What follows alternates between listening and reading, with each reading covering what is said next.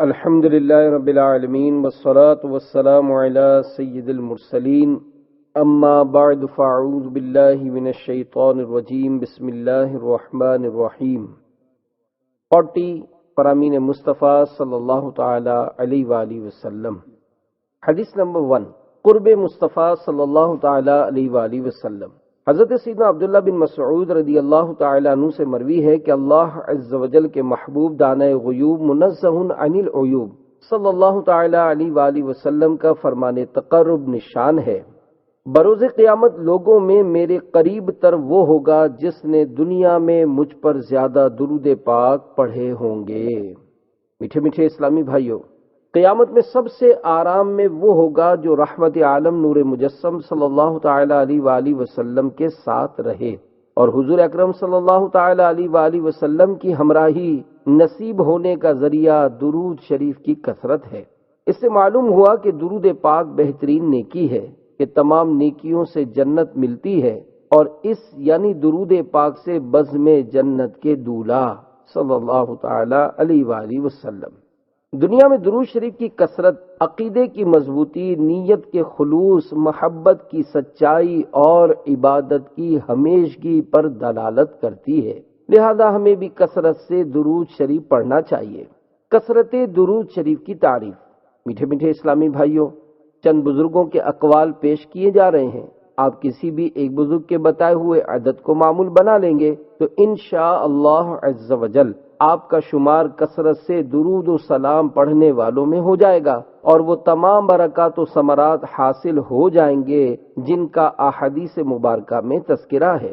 حضرت سیدنا شیخ عبدالحق محدث دہلوی علیہ رحمت اللہ القوی کثرت درود شریف کی تعریف بیان کرتے ہوئے فرماتے ہیں، روزانہ کم از کم 1000 مرتبہ درود شریف ضرور پڑھیں، ورنہ 500 پر اکتفا کر لیں۔ بعض بزرگوں نے روزانہ 300 اور بعض نے نماز فجر و عصر کے بعد 200 مرتبہ پڑھنے کو فرمایا ہے، اور کچھ سوتے وقت بھی پڑھنے کی عادت ڈالیں۔ آپ رحمت اللہ تعالی نے مزید فرماتے ہیں، روزانہ کم از کم 100 مرتبہ درود و سلام ضرور پڑھنا چاہیے۔ پھر مزید فرماتے ہیں، بعض درود شریف کے ایسے صیغے ہیں، مثلا صلی اللہ علیہ وسلم، جن کے پڑھنے سے 1000 کا عدد بآسانی جلد پورا ہو جاتا ہے، اسی کو وظیفہ بنا لیا جائے۔ اور ویسے بھی جو کثرت سے درود پاک پڑھنے کا عادی ہوتا ہے اس پر وہ آسان ہو جاتا ہے۔ غرض یہ کہ جو عاشق رسول ہوتا ہے اسے درود و سلام پڑھنے سے وہ لذت و شیرینی حاصل ہوتی ہے جو اس کی روح کو تقویت پہنچاتی ہے۔ مریض ہجر کو ہو جائے گی ابھی تسکین، ذرا مدینے کے دارالشفا کی بات کرو۔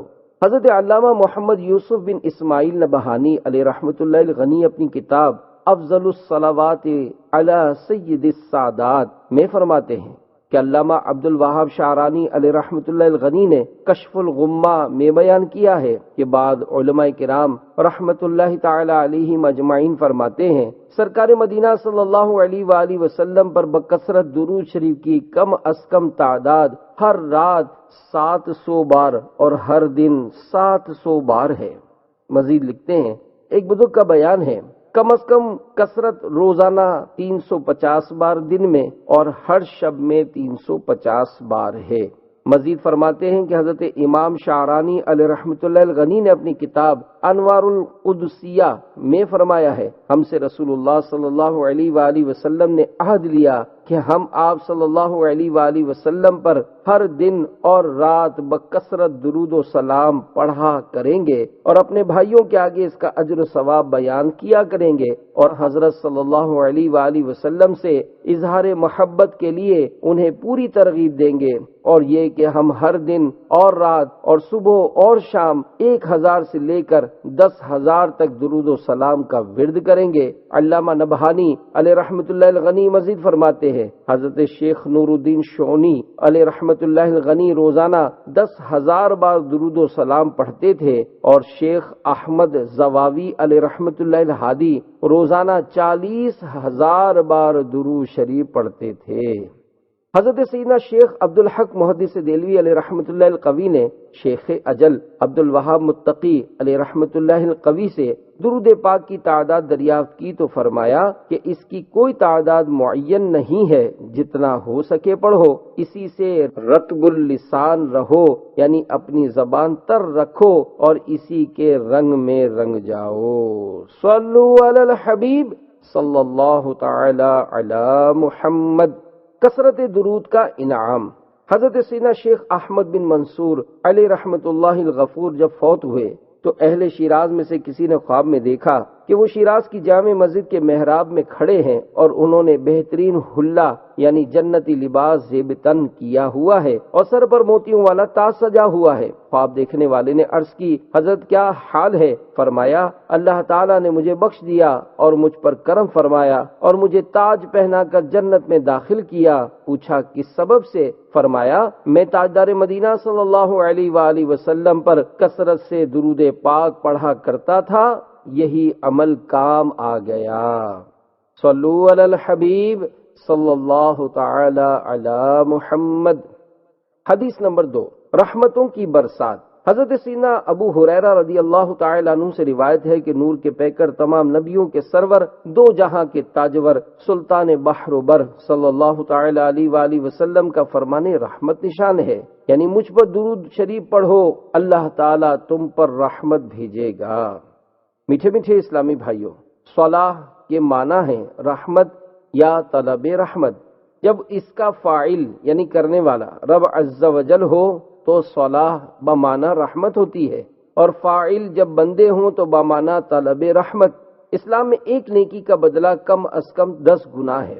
خیال رہے کہ بندہ اپنی حیثیت کے لائق درود شریف پڑھتا ہے، مگر رب تعالی اپنی شان کے لائق اس پر رحمتیں اتارتا ہے جو بندے کے خیال و گمان سے ورا یعنی بلند ہے۔ صلو علی الحبیب صلی اللہ تعالی علی محمد۔ حدیث نمبر 3، 10 رحمتیں۔ حضرت سیدنا ابو ہریرہ رضی اللہ تعالی عنہ سے مروی ہے کہ نبی مکرم نور مجسم رسول اکرم شہنشاہ بنی آدم صلی اللہ تعالی علیہ وآلہ وسلم کا فرمان مشکبار ہے، جس نے مجھ پر ایک بار درود پاک پڑھا، اللہ تعالیٰ اس پر 10 رحمتیں بھیجے گا اور اس کے 10 گناہ معاف کیے جائیں گے اور اس کے 10 درجے بلند کیے جائیں گے۔ میٹھے میٹھے اسلامی بھائیوں، معلوم ہوا کہ ایک درود پاک میں 3 فائدے ہیں: 10 رحمتیں، 10 گناہوں کی معافی اور 10 درجوں کی بلندی۔ صلو علی الحبیب صلی اللہ تعالی علی محمد۔ حدیث نمبر 4، نیت کی اہمیت۔ امیر المومنین حضرت سیدنا عمر فاروق رضی اللہ تعالی عنہ سے روایت ہے کہ شہنشاہ مدینہ، قرار قلب و سینہ، صاحب معطر پسینہ، باعث نزول سکینہ، فیض گنجینہ صلی اللہ تعالی علیہ وآلہ وسلم نے ارشاد فرمایا، اعمال کا دار و مدار نیتوں پر ہے۔ میٹھے میٹھے اسلامی بھائیوں، اس حدیث پاک سے معلوم ہوا کہ اعمال کا ثواب نیت پر ہی ہے۔ بغیر نیت کسی عمل پر ثواب کا استحقاق یعنی حق نہیں۔ اعمال عمل کی جمع ہے اور اس کا اطلاق اعضاء، زبان اور دل تینوں کے افعال پر ہوتا ہے، اور یہاں اعمال سے مراد اعمال صالحہ یعنی نیک اعمال اور مباح یعنی جائز افعال ہیں، اور نیت لغوی طور پر دل کے پختہ ارادے کو کہتے ہیں، اور شرعاً عبادت کے ارادے کو نیت کہا جاتا ہے۔ عبادات کی 2 قسمیں ہیں۔ نمبر 1، مقصودہ، جیسے نماز، روزہ، کہ ان سے مقصود حصول ثواب ہے، انہیں بغیر نیت ادا کیا جائے تو یہ صحیح نہ ہوں گے، اس لیے ان سے مقصود ثواب تھا، اور جب ثواب مفقود ہو گیا تو اس کی وجہ سے اصل شے ہی ادا نہ ہوگی۔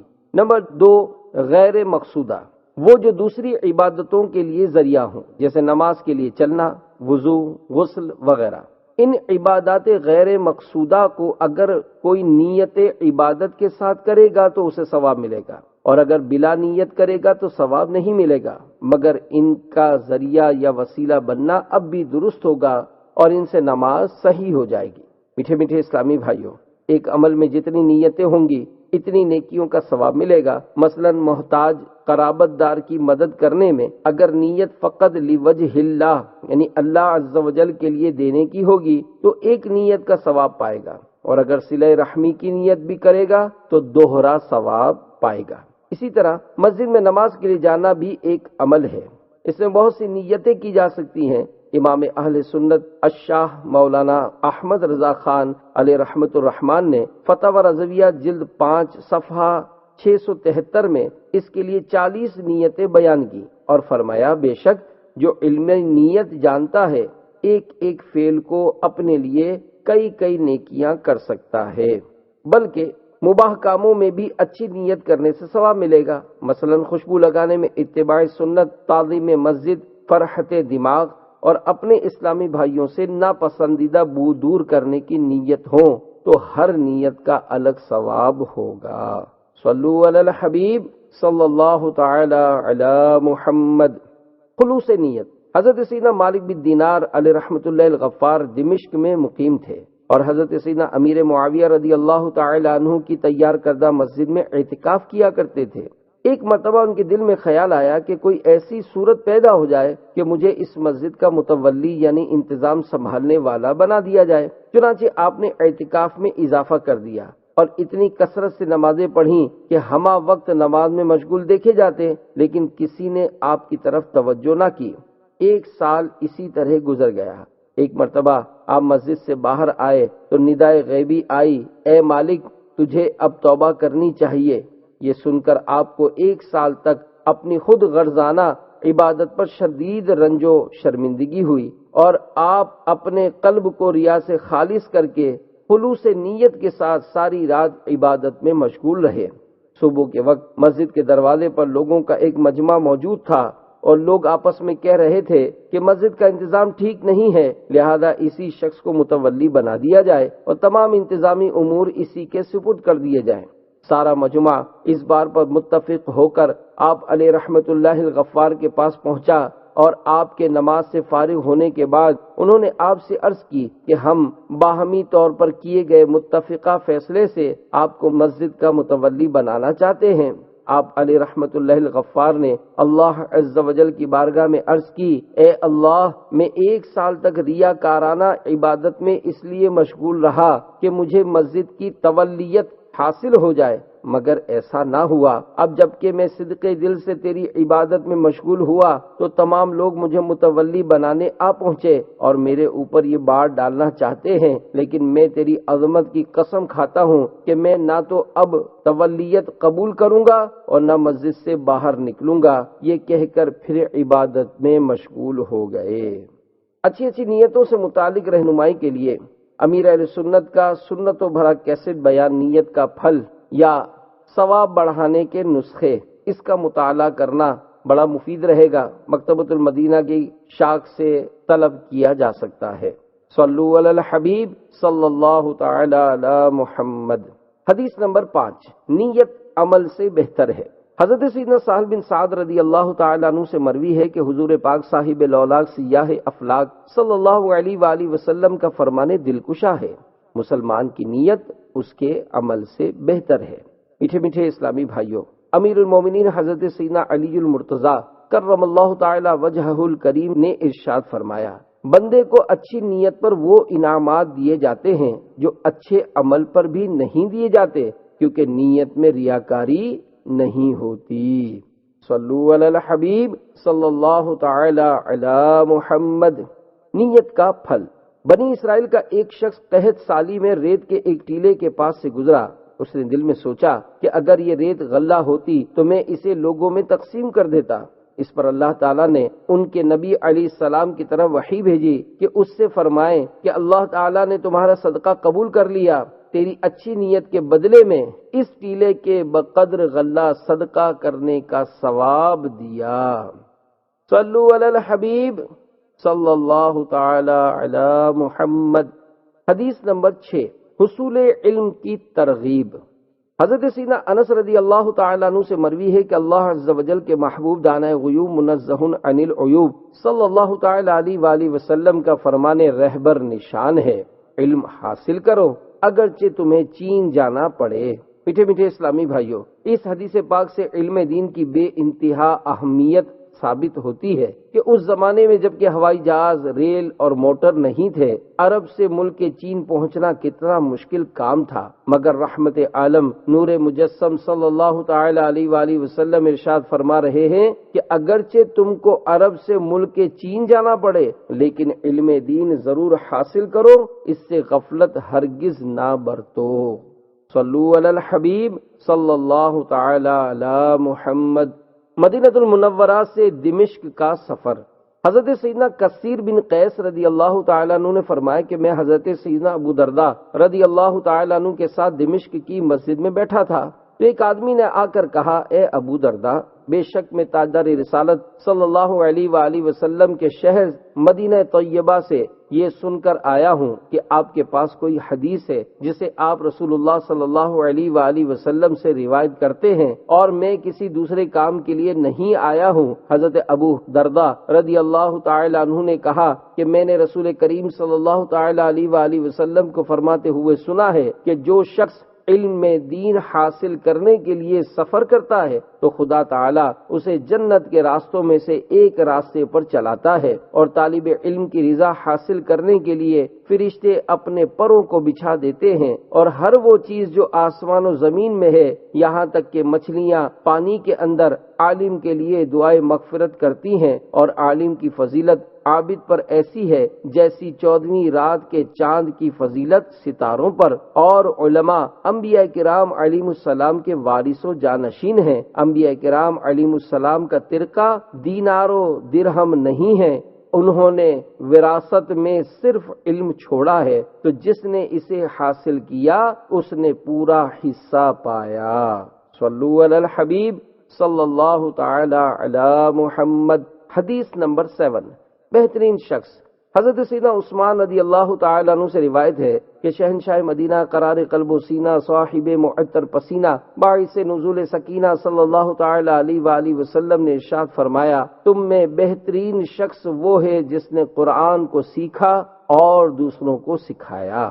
میٹھے میٹھے اسلامی بھائیوں، قرآن سیکھنے سکھانے میں بہت وسعت ہے۔ بچوں کو قرآن کی ہجے سکھانا، قاری صاحبان کا تجویز سیکھنا سکھانا، علماء کرام کا قرآنی احکام بذریعہ حدیث و فقہ سیکھنا سکھانا، صوفیاء کرام کا اسرار و رموز قرآن بسلسلہ طریقت سیکھنا سکھانا، سب قرآن ہی کی تعلیم ہے، صرف الفاظ قرآن کی تعلیم مراد نہیں۔ الحمدللہ عاشقان رسول کی مدنی تحریک دعوت اسلامی کے تحت قرآن پاک کی تعلیمات کو عام کرنے کے لیے اندرون و بیرون ملک حفظ و ناظرہ کے لاتعداد مدارس بنام مدرسۃ المدینہ قائم ہیں۔ پاکستان میں ہزاروں مدنی منع اور مدنی منیوں کو حفظ و ناظرہ کی مفت تعلیم دی جا رہی ہے۔ اسی طرح مختلف مساجد وغیرہ میں عموماً بعد نماز عشاء ہزارہا مدرسۃ المدینہ بالغان کی ترکیب ہوتی ہے، جن میں بڑی عمر کے اسلامی بھائی صحیح مخارج سے حروف کی درست ادائیگی کے ساتھ قرآن کریم سیکھتے اور دعائیں یاد کرتے ہیں، نمازیں وغیرہ درست کرتے اور سنتوں کی تعلیم مفت حاصل کرتے ہیں۔ علاوہ ازیں دنیا کے مختلف ممالک میں اکثر گھروں کے اندر تقریباً روزانہ ہزاروں مدارس بنام مدرسۃ المدینہ برائے بالغات بھی لگائے جاتے ہیں، جن میں اسلامی بہنیں قرآن پاک، نماز اور سنتوں کی مفت تعلیم پاتی اور دعائیں یاد کرتی ہیں۔ شیخ طریقت امیر اہل سنت بانی دعوت اسلامی حضرت علامہ مولانا ابو بلال محمد الیاس عطار قادری رضوی ضیائی دامت برکاتہم العالیہ کے جذبات یہ ہیں، یہی ہے آرزو تعلیم قرآن عام ہو جائے، تلاوت کرنا صبح و شام میرا کام ہو جائے۔ صلو علی الحبیب صلی اللہ تعالی علی محمد۔ حدیث نمبر 8۔ علم حاصل کرنا فرض ہے۔ حضرت سیدنا انس رضی اللہ تعالیٰ عنہ سے مروی ہے کہ حضور پاک صاحب الاولاق سیاہ افلاق صلی اللہ علیہ وآلہ وسلم ارشاد فرماتے ہیں، علم کا حاصل کرنا ہر مسلمان مرد و عورت پر فرض ہے۔ میٹھے میٹھے اسلامی بھائیوں، ہر مسلمان مرد و عورت پر علم سیکھنا فرض ہے۔ یہاں علم سے بقدر ضرورت شرعی مسائل مراد ہے، لہذا روزے نماز کے مسائل ضروریہ سیکھنا ہر مسلمان پر فرض ہے۔ حیض و نفاس کے ضروری مسائل سیکھنا ہر عورت پر، تجارت کے مسائل سیکھنا ہر تاجر پر، حج کے مسائل سیکھنا حج کو جانے والے پر عین فرض ہیں، لیکن دین کا پورا عالم بننا فرض کفایہ ہے کہ اگر شہر میں ایک نے ادا کر دیا تو سب بری ہو گئے۔ شیخ طریقت امیر اہل سنت بانی دعوت اسلامی حضرت علامہ مولانا ابو بلال محمد الیاس عطار قادری دامت برکاتہم العالیہ اپنے ایک مکتوب میں لکھتے ہیں، میٹھے میٹھے اسلامی بھائیوں، افسوس آج کل صرف اور صرف دنیاوی علوم ہی کی طرف ہماری اکثریت کا رجحان ہے، علم دین کی طرف بہت ہی کم میلان ہے۔ حدیث پاک میں ہے، علم کا طلب کرنا ہر مسلمان مرد و عورت پر فرض ہے۔ اس حدیث پاک کے تحت میرے آقا اعلی حضرت امام اہل سنت مولانا شاہ امام احمد رضا خان علیہ رحمت الرحمان نے جو کچھ فرمایا، اس کا آسان لفظوں میں مختصراً خلاصہ عرض کرنے کی کوشش کرتا ہوں۔ سب میں اولین و اہم ترین فرض یہ ہے کہ بنیادی عقائد کا علم حاصل کرے، جس سے آدمی صحیح العقیدہ سنی بنتا ہے اور جن کا انکار و مخالفت سے کافر یا گمراہ ہو جاتا ہے۔ اس کے بعد مسائل نماز یعنی اس کے فرائض و شرائط و مفسدات یعنی نماز توڑنے والی چیزیں سیکھے تاکہ نماز صحیح طور پر ادا کر سکے۔ پھر جب رمضان مبارک کی تشریف آوری ہو تو روزوں کے مسائل، مالی کے نصاب نامی یعنی حقیقتاً یا حکماً بڑھنے والے مال کے نصاب کا مالک ہو جائے تو زکوٰۃ کے مسائل، صاحب استطاعت ہو تو مسائل حج، نکاح کرنا چاہے تو اس کے ضروری مسائل، تاجر ہو تو خرید و فروخت کے مسائل، مزارع یعنی کاشتکار و زمیندار کھیتی باڑی کے مسائل، ملازم بننے اور ملازم رکھنے پر اجارہ کے مسائل، وعلی ھذا القیاس یعنی اور اسی پر قیاس کرتے ہوئے ہر مسلمان عاقل و بالغ مرد اور عورت پر اس کی موجودہ حالت کے مطابق مسئلے سیکھنا فرض عین ہے۔ اسی طرح ہر ایک کے لیے مسائل حلال و حرام بھی سیکھنا فرض ہے، نیز مسائل قلب یعنی باطنی مسائل یعنی فرائض قلبیہ، باطنی فرائض مثلا عاجزی و اخلاص و توکل وغیرہ اور ان کو حاصل کرنے کا طریقہ، اور باطنی گناہ مثلا تکبر، ریاکاری، حسد وغیرہ اور ان کا علاج سیکھنا ہر مسلمان پر اہم فرض ہے۔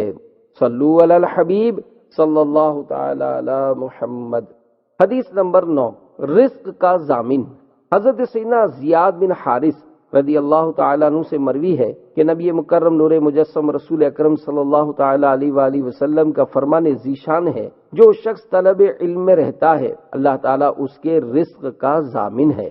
میٹھے میٹھے اسلامی بھائیوں، اللہ تعالیٰ طالب علم کو خاص طور پر ایسے ذریعے سے رزق عطا کرے گا کہ اس کا گمان بھی نہ ہوگا انشاءاللہ عز و جل۔ لہذا طالب علم کو چاہیے کہ اپنے رب ہی پر توکل کرے اور تھوڑے کھانے اور کم لباس پر قناعت کرے۔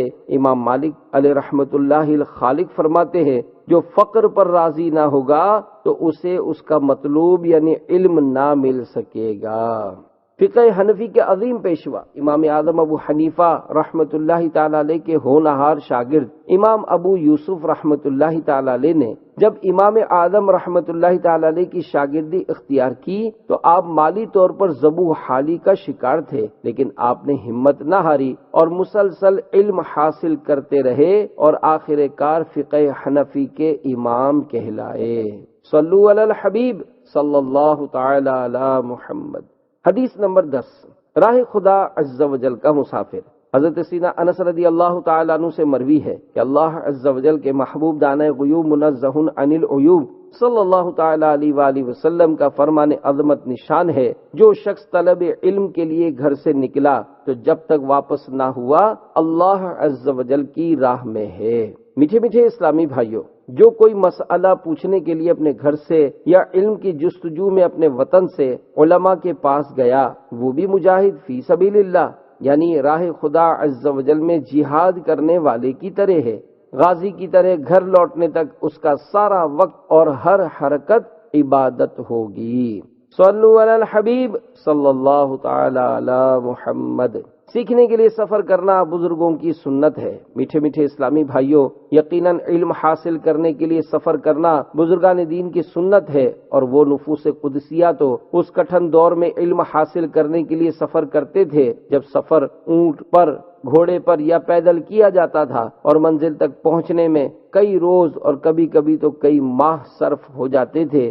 جبکہ آج کل تو مہینوں کا سفر دنوں میں اور دنوں کا سفر گھنٹوں میں طے ہو جاتا ہے۔ اس دور میں اس قدر دشواریاں ہونے کے باوجود لوگوں میں جذبہ تھا کہ وہ راہ خدا عز و جل میں سفر کرتے تھے اور سنتوں کے راستے میں آنے والی ہر تکلیف کو خندہ پیشانی سے برداشت کر لیتے تھے۔ مگر افسوس، آج حالانکہ سفر کرنا نہایت ہی آسان ہو چکا ہے، پھر بھی اس آسانی سے فائدہ اٹھانے کے لیے کوئی تیار نہیں۔ ہاں، حصول دنیا کے لیے اس آسانی کا پورا فائدہ اٹھایا جاتا ہے۔ دولت کمانے کے لیے لوگ ہزاروں میلوں کا سفر طے کر کے نہ جانے کہاں کہاں پہنچ جاتے ہیں۔ مال کمانے کی غرض سے ماں باپ، بیوی بچوں سب سے فرقت اور جدائی گوارا کر لیتے ہیں، خوب کماتے ہیں، بینک بیلنس بڑھاتے ہیں، خوب خوش ہوتے ہیں، ہر وقت مال و دولت کے ڈھیر سہانے سپنے دیکھتے رہتے ہیں، دولت بڑھانے کی نئی ترکیبیں سوچتے رہتے ہیں، شب و روز مال ہی کے جال میں پھنسے رہتے ہیں۔ حب مال میں ہر ایک آج سفر کرنے کے لیے بے قرار اور سر دھڑ کی بازی لگا دینے کے لیے تیار نظر آتا ہے۔ اسلام کی سربلندی کے لیے، نیکی کی دعوت پیش کرنے کے لیے کون اپنے گھر سے نکلے؟ صد وہ مرد مجاہد نظر آتا نہیں مجھ کو، ہو جس کی رگو پے میں فقط مست یہ کردار۔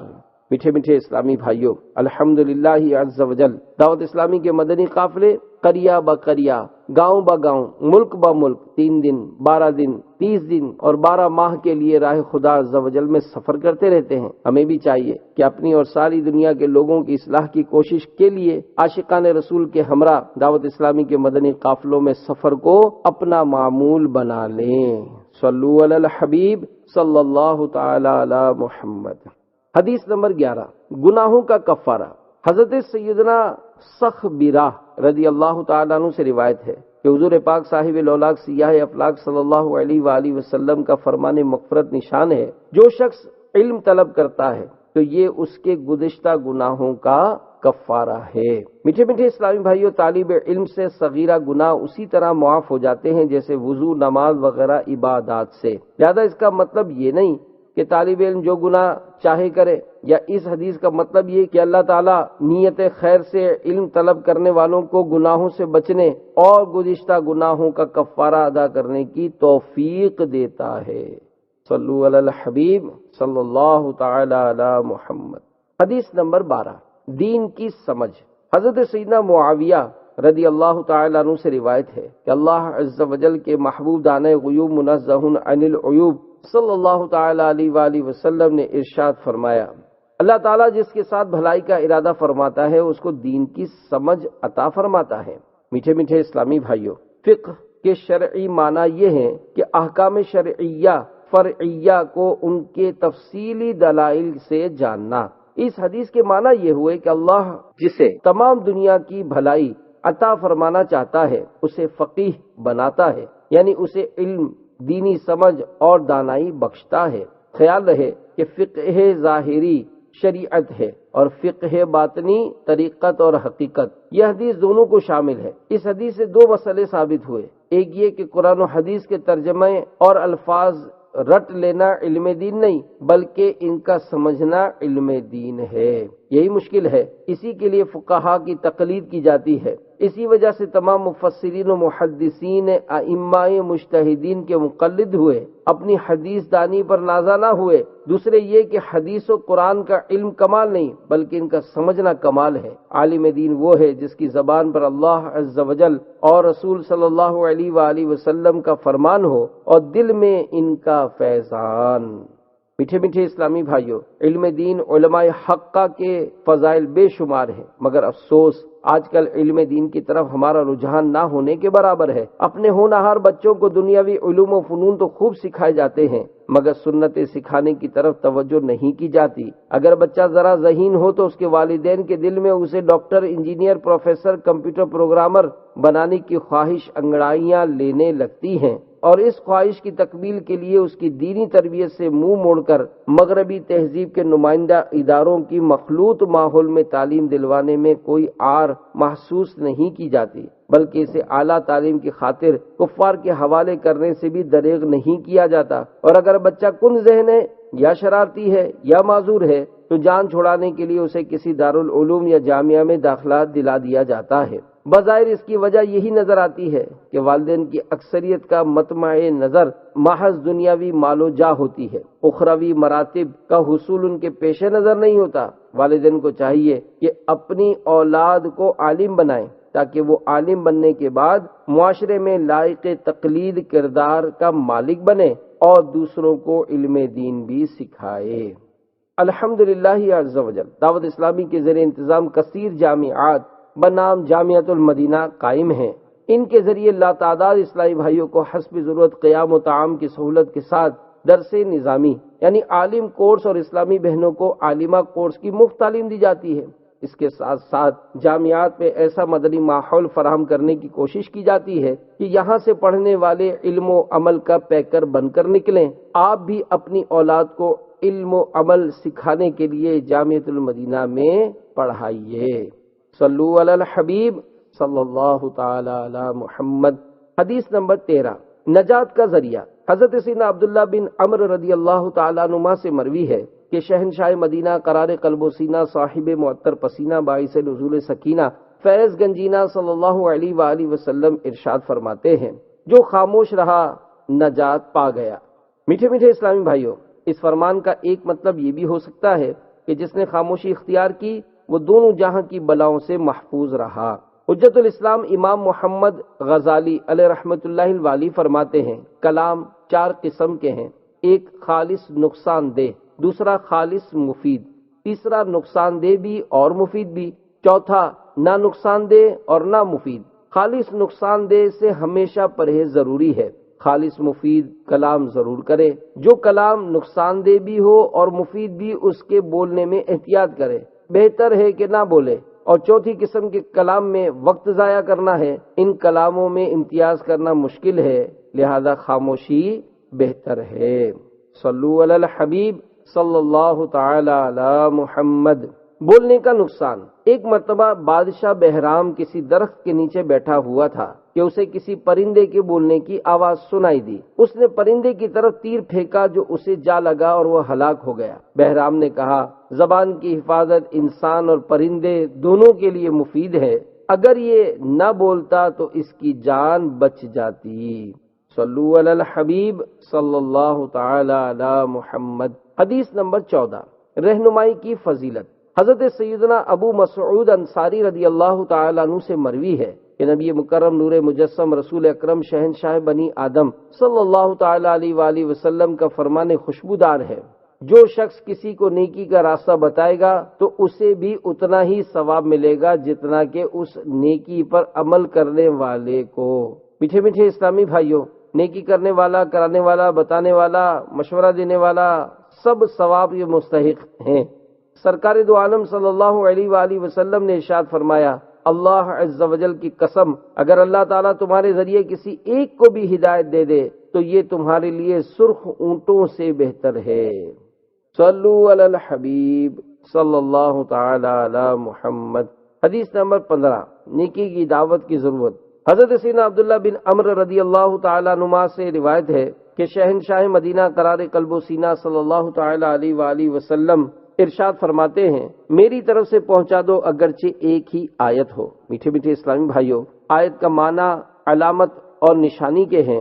اس لحاظ سے حضور صلی اللہ علیہ وآلہ وسلم کے معجزات، احادیث، احکام، قرآنی آیات سب آیتیں ہیں۔ اصطلاح میں قرآن کے اس جملے کو آیت کہا جاتا ہے جس کا مستقل نام نہ ہو۔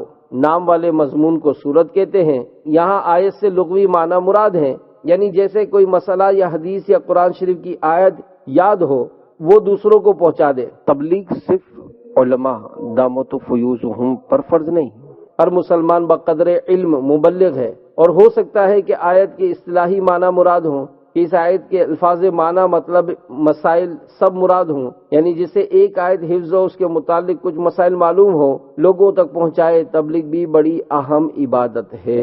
تو میٹھے میٹھے اسلامی بھائیوں، معلوم ہوا کہ ہم جو کچھ سنتیں وغیرہ جانتے ہیں اسے آسان طریقے سے دوسرے اسلامی بھائی تک پہنچانا چاہیے۔ ہاں، آیات مقدسہ کی تفسیر اور احادیث مبارکہ کی شرح عام اسلامی بھائی اپنی طرف سے نہیں کر سکتا، یہ مفسرین و محدثین کرام کا کام ہے۔ تاہم نیکی کی دعوت دینے والے مبلغ کے لیے یہ بات نہایت ہی ضروری ہے کہ وہ علم حاصل کرتا رہے، اور اس مصروفیت کے دور میں حصول علم کے آسان ذرائع میں سے ایک ذریعہ تبلیغ قرآن و سنت کی عالمگیر غیر سیاسی تحریک دعوت اسلامی کے سنتوں بھرے اجتماع میں شرکت بھی ہے۔ صلو علی الحبیب صلی اللہ تعالی علی محمد۔ حدیث نمبر 16، دعا کی اہمیت۔ حضرت سیدنا انس بن مالک رضی اللہ تعالی عنہ سے روایت ہے کہ سرکار والا تبار ہم بے کسوں کے مددگار، شفیع روز شمار، دو عالم کے مالک و مختار، حبیب پروردگار صلی اللہ تعالی علیہ وآلہ وسلم نے ارشاد فرمایا، دعا عبادت کا مغز ہے۔ میٹھے میٹھے اسلامی بھائیوں، دعا عبادت کا رکن اعلیٰ ہے۔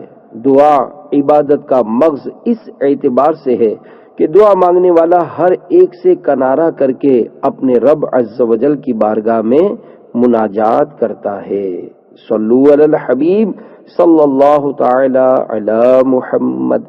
حدیث نمبر 17، دعا بلا کو ٹال دیتی ہے۔ حضرت سیدنا ابو ہریرہ رضی اللہ تعالی عنہ سے مروی ہے، اللہ عز و جل کے محبوب دانائے غیوب منزہ عن العیوب صلی اللہ تعالی علیہ وآلہ وسلم ارشاد فرماتے ہیں، دعا بلا کو ٹال دیتی ہے۔ میٹھے میٹھے اسلامی بھائیوں، دعا کے دو فائدے ہیں، ایک یہ کہ اس کی برکت سے آئی بلا ٹل جاتی ہے، دوسرے یہ کہ آنے والی بلا رک جاتی ہے۔ لہذا فقط بلا آنے پر ہی دعا نہ کی جائے بلکہ ہر وقت دعا مانگنی چاہیے، شاید کوئی بلا آنے والی ہو جو اس دعا سے رک جائے۔ صلو علی الحبیب صلی اللہ تعالی علی محمد۔ غیبی مدد۔ دور نبوی میں ایک تاجر مدینہ پاک سے شام اور شام سے مدینۃ المنورہ مال لاتا اور لے جاتا تھا۔ ایک بار اچانک ایک ڈاکو گھوڑے پر سوار اس کی راہ میں حائل ہوا اور للکار کر تاجر پر جھپٹا۔ تاجر نے کہا، اگر تو مال کے لیے ایسا کر رہا ہے تو مال لے لے اور مجھے چھوڑ دے۔ ڈاکو کہنے لگا، مال تو میں لوں گا ہی، اس کے ساتھ ساتھ تیری جان بھی لوں گا۔ تاجر نے اسے بہت سمجھایا مگر وہ نہ مانا۔ بالآخر تاجر نے اس سے اتنی مہلت مانگی کہ وضو کر کے نماز پڑھے اور کچھ دعا کرے۔ ڈاکو اس پر راضی ہو گیا۔ تاجر نے وضو کر کے 4 رکعت نماز پڑھی اور ہاتھ اٹھا کر 3 بار یہ دعا مانگی، یا ودود یا ودود یا ودود یا ذی العرش المجید، یا مبدئ یا معید یا فعال لما یرید، اسألک بنور وجہک الذی ملأ ارکان عرشک واسألک بقدرتک التی قدرت بها علی جمیع خلقک وبرحمتک التی وسعت کل شیء لا الہ الا انت یا مغیث اغثنی۔ ترجمہ، اے محبت فرمانے والے، اے محبت فرمانے والے، اے محبت فرمانے والے، اے بزرگ عرش والے، اے پیدا کرنے والے، اے لوٹانے والے، اے اپنے ارادے کو پورا کرنے والے، میں تجھ سے سوال کرتا ہوں تیرے اس نور کے طفیل جس نے تیرے عرش کو بھر دیا، میں تجھ سے سوال کرتا ہوں تیری اس قدرت کے طفیل جس کے ساتھ تو اپنی تمام مخلوق پر قادر ہے، اور تیری اس رحمت کے طفیل جو ہر شے کو گھیرے ہوئے ہے، تیرے سوا کوئی معبود نہیں ہے، اے مدد فرمانے والے میری مدد فرما۔ جب وہ تاجر دعا سے فارغ ہوا تو دیکھا کہ ایک شخص سفید گھوڑے پر سوار، سبز کپڑوں میں ملبوس، ہاتھ میں نورانی تلوار لیے ہوئے موجود ہے۔ وہ ڈاکو اس سوار کی طرف بڑھا مگر قریب پہنچتے ہی اس کا ایک نیزہ کھا کر زمین پر آ رہا۔ وہ سوار تاجر کے پاس آیا اور کہا، تم اسے قتل کرو۔ تاجر نے پوچھا، کون ہے؟ میں نے اب تک کسی کو قتل نہیں کیا اور نہ اسے قتل کرنا میرے دل کو گوارا ہوگا۔ اس سوار نے پلٹ کر ڈاکو کو مار ڈالا اور تاجر کو بتایا کہ میں نے تیسرے آسمان کے دروازوں کی کھٹ پٹ سنی، جس سے جان لیا کہ کوئی واقعہ ہوا ہے، اور جب تم نے دوبارہ دعا کی آسمان کے دروازے اس زور سے کھلے کہ ان سے چنگاریاں نکلنے لگیں۔ تمہاری سہبارہ دعا سن کر حضرت جبریل علیہ السلام تشریف لائے اور انہوں نے آواز دی، کون ہے جو اس ستم رسیدہ کی مدد کو جائے؟ تو میں نے اپنے رب سے دعا کی، یا اللہ عز و جل اس کے قتل کا کام میرے ذمہ فرما۔ یہ بات یاد رکھو، جو مصیبت کے وقت تمہاری یہ دعا پڑھے گا، چاہے کیسا ہی حادثہ ہو، اللہ تعالی اسے اس مصیبت سے محفوظ رکھے گا اور اس کی داد رسی فرمائے گا۔ صلو علی الحبیب صلی اللہ تعالی علی محمد۔ حدیث نمبر 18، دھوکہ دینے کا نقصان۔ حضرت سیدنا ابو ہریرہ رضی اللہ تعالی عنہ سے مروی ہے، نبی مکرم نور مجسم رسول اکرم شہنشاہ بنی آدم صلی اللہ تعالی علیہ وآلہ وسلم کا فرمان عبرت نشان ہے، جو دھوکہ دہی کرے وہ ہم میں سے نہیں ہے۔ میٹھے میٹھے اسلامی بھائیوں، اس حدیث سے معلوم ہوا کہ تجارتی چیز میں عیب پیدا کرنا بھی جرم ہے اور قدرتی پیدا شدہ عیب کو چھپانا بھی جرم۔ دیکھو، نبی کریم صلی اللہ تعالی علیہ وآلہ وسلم نے بارش سے بھیگے غلے کو چھپانا ملاوٹ ہی میں داخل فرمایا۔ حضرت سیدنا ابو ہریرہ رضی اللہ تعالی عنہ سے روایت ہے کہ تاجدار رسالت، شہنشاہ نبوت، مخزن جود و سخاوت، پیکر عظمت و شرافت، محسن انسانیت صلی اللہ علیہ وآلہ وسلم غلے کے ایک ڈھیر پر گزرے تو اپنا ہاتھ شریف اس میں ڈال دیا۔ آپ صلی اللہ علیہ وآلہ وسلم کی انگلیوں نے اس میں تری پائی تو فرمایا، اے غلے والے، یہ کیا؟ عرض کی، یا رسول اللہ صلی اللہ علیہ وآلہ وسلم، اس پر بارش پڑ گئی۔ فرمایا، تو گیلے غلے کو تو نے ڈھیر کے اوپر کیوں نہ ڈالا تاکہ اسے لوگ دیکھ لیتے؟ جو دھوکہ دے وہ ہم میں سے نہیں۔ صلو علی الحبیب صلی اللہ تعالی علی محمد۔ حدیث نمبر 19، توبہ کی بنیاد۔ حضرت سیدنا ابن مسعود رضی اللہ تعالی عنہ سے مروی ہے، حضور پاک صاحب الاولاق سیاہ افلاک صلی اللہ تعالی علیہ وآلہ وسلم ارشاد فرماتے ہیں، شرمندگی توبہ ہے۔ میٹھے میٹھے اسلامی بھائیوں، چونکہ گزشتہ گناہوں پر ندامت یعنی شرمندگی توبہ کا رکن اعلیٰ ہے کہ اس پر باقی سارے ارکان مبنی ہیں، اس لیے صرف ندامت کا ذکر فرمایا۔ جو کسی کا حق مارنے پر نادم ہوگا تو حق ادا بھی کر دے گا، جو بے نمازی ہونے پر شرمندہ ہوگا وہ گزشتہ چھوٹی نمازیں قضا بھی کرے گا انشاءاللہ عز و جل۔ میٹھے میٹھے اسلامی بھائیوں، ہمیں چاہیے کہ ندامت قلبی کو پانے کے لیے ان مدنی پھولوں پر عمل کریں۔ نمبر 1، اللہ تعالیٰ کی نعمتوں پر اس طرح غور و فکر کریں کہ اس نے مجھے کروڑہا نعمتوں سے نوازا۔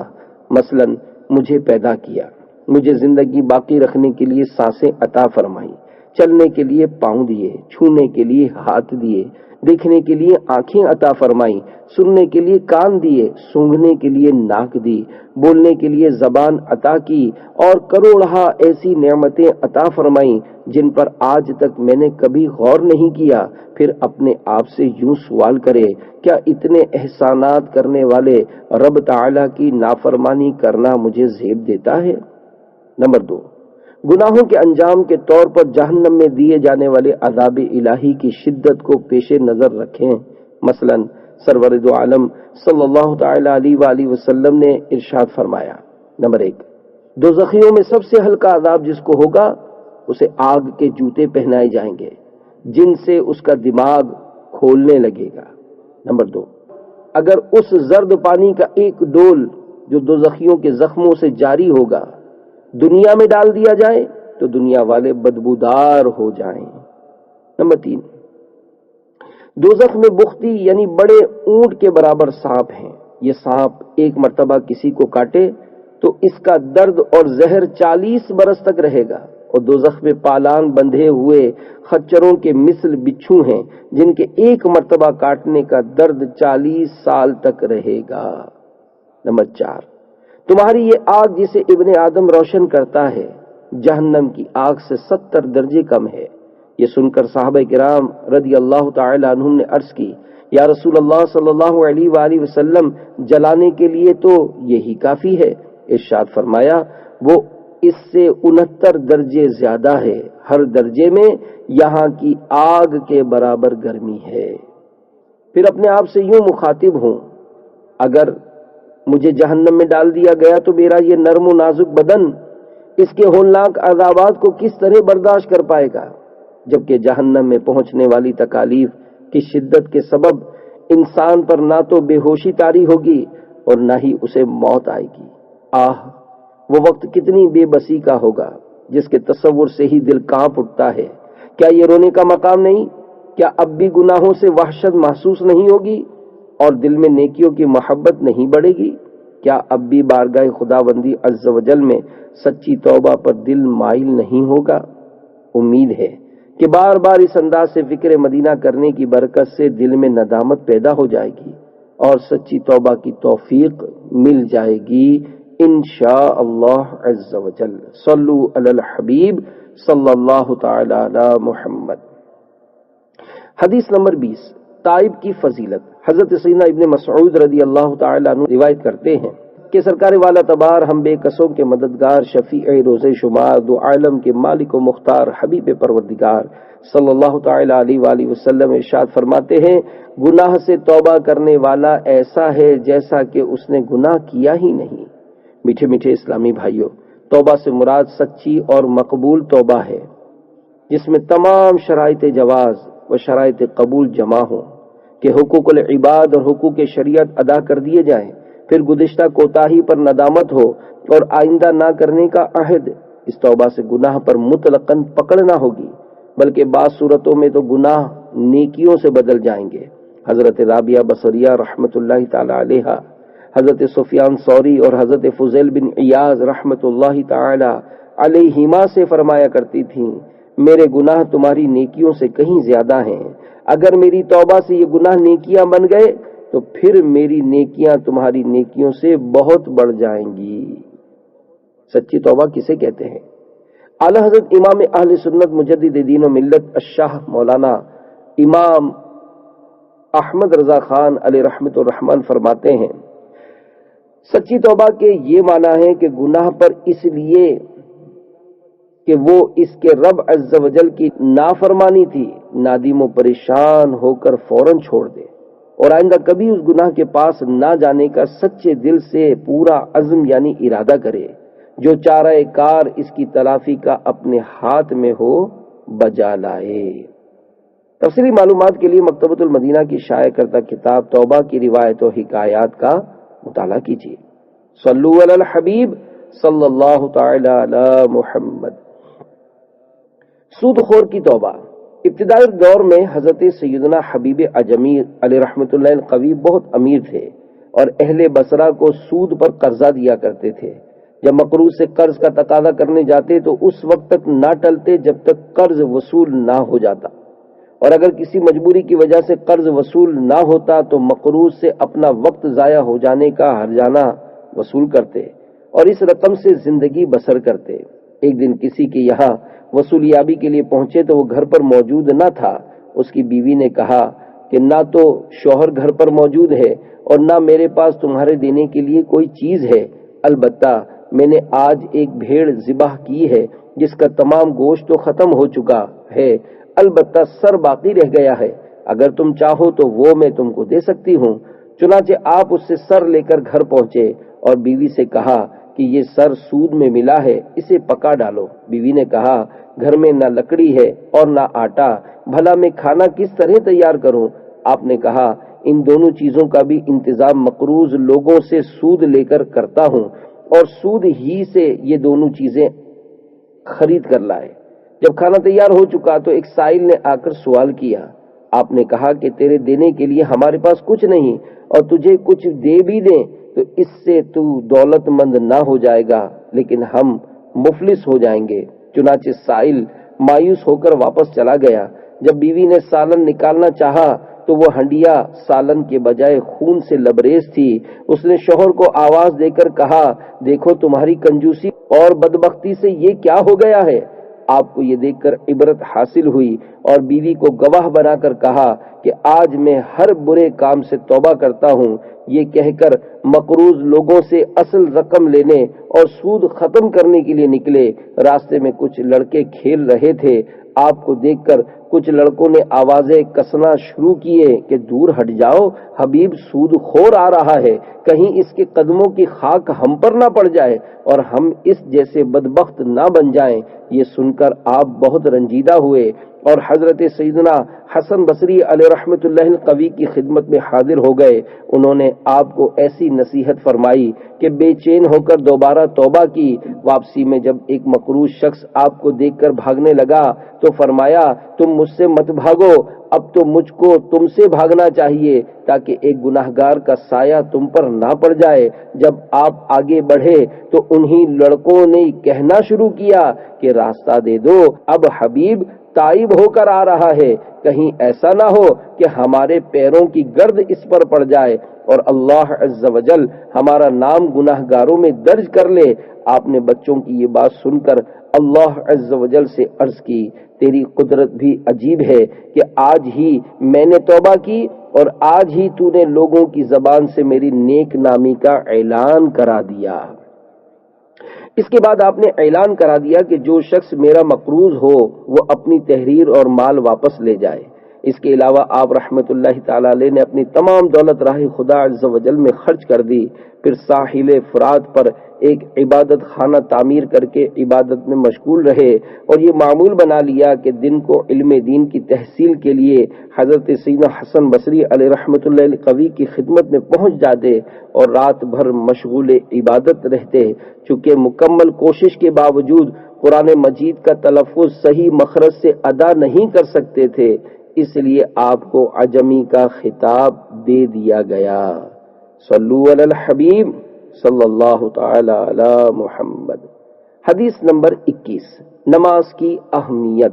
امیر المومنین حضرت سیدنا عمر فاروق رضی اللہ تعالی عنہ سے مروی ہے کہ نبی مکرم نور مجسم رسول اکرم شہنشاہ بنی آدم صلی اللہ تعالی علیہ وآلہ وسلم ارشاد فرماتے ہیں، نماز دین کا ستون ہے۔ میٹھے میٹھے اسلامی بھائیوں، نماز دین کی اصل اور بنیاد ہے۔ اسے ام العبادات، معراج المؤمنین بھی کہا جاتا ہے۔ مچھلی اپنی جگہ پر تھی۔ شیخ ابو عبداللہ جلا رضی اللہ تعالی عنہ کی والدہ ماجدہ نے ایک روز اپنے شوہر سے مچھلی لانے کی فرمائش کی۔ شیخ کے والد بازار گئے اور اپنے فرزند ابو عبداللہ جلا کو بھی ہمراہ لے گئے۔ بازار سے مچھلی خریدی اور ایک مزدور تلاش کرنے لگے تاکہ وہ مچھلی گھر تک پہنچا دے۔ ایک لڑکا ملا اور اس نے مچھلی سر پر اٹھا لی اور ساتھ چلا۔ راستے میں مؤذن کی اذان سنائی دی۔ اس مزدور لڑکے نے کہا، نماز کے لیے مجھے طہارت کی حاجت ہے اور اذان ہو رہی ہے، اگر آپ راضی ہوں تو میرا انتظار کر لیں ورنہ اپنی مچھلی لے کر جائیں۔ اتنا کہہ کر اس نے مچھلی وہیں چھوڑی اور مسجد چلا گیا۔ شیخ کے والد نے کہا، اس لڑکے کا اللہ تعالی پر توکل ہے، ہمیں بدرجہ اولا توکل کرنا چاہیے۔ چنانچہ مچھلی وہیں چھوڑ کر ہم لوگ نماز پڑھنے چلے گئے۔ ہم لوگ نماز پڑھ کر نکلے تو مچھلی اپنی جگہ تھی، لڑکے نے اٹھائی اور ہم لوگ گھر پہنچے۔ صلو علی الحبیب صلی اللہ تعالی علی محمد۔ حدیث نمبر 22، روزہ اقدس کی حاضری۔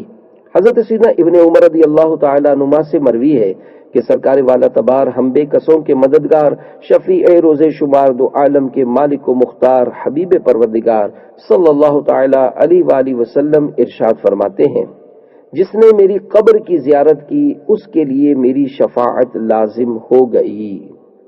میٹھے میٹھے اسلامی بھائیوں، اللہ تعالی قرآن پاک میں ارشاد فرماتا ہے، وَلَوْ أَنَّهُمْ إِذْ ظَلَمُوا أَنفُسَهُمْ جَاءُوكَ فَاسْتَغْفَرُوا اللَّهَ وَاسْتَغْفَرَ لَهُمُ الرَّسُولُ لَوَجَدُوا اللَّهَ تَوَّابًا رَحِيمًا۔ ترجمہ کنز ایمان۔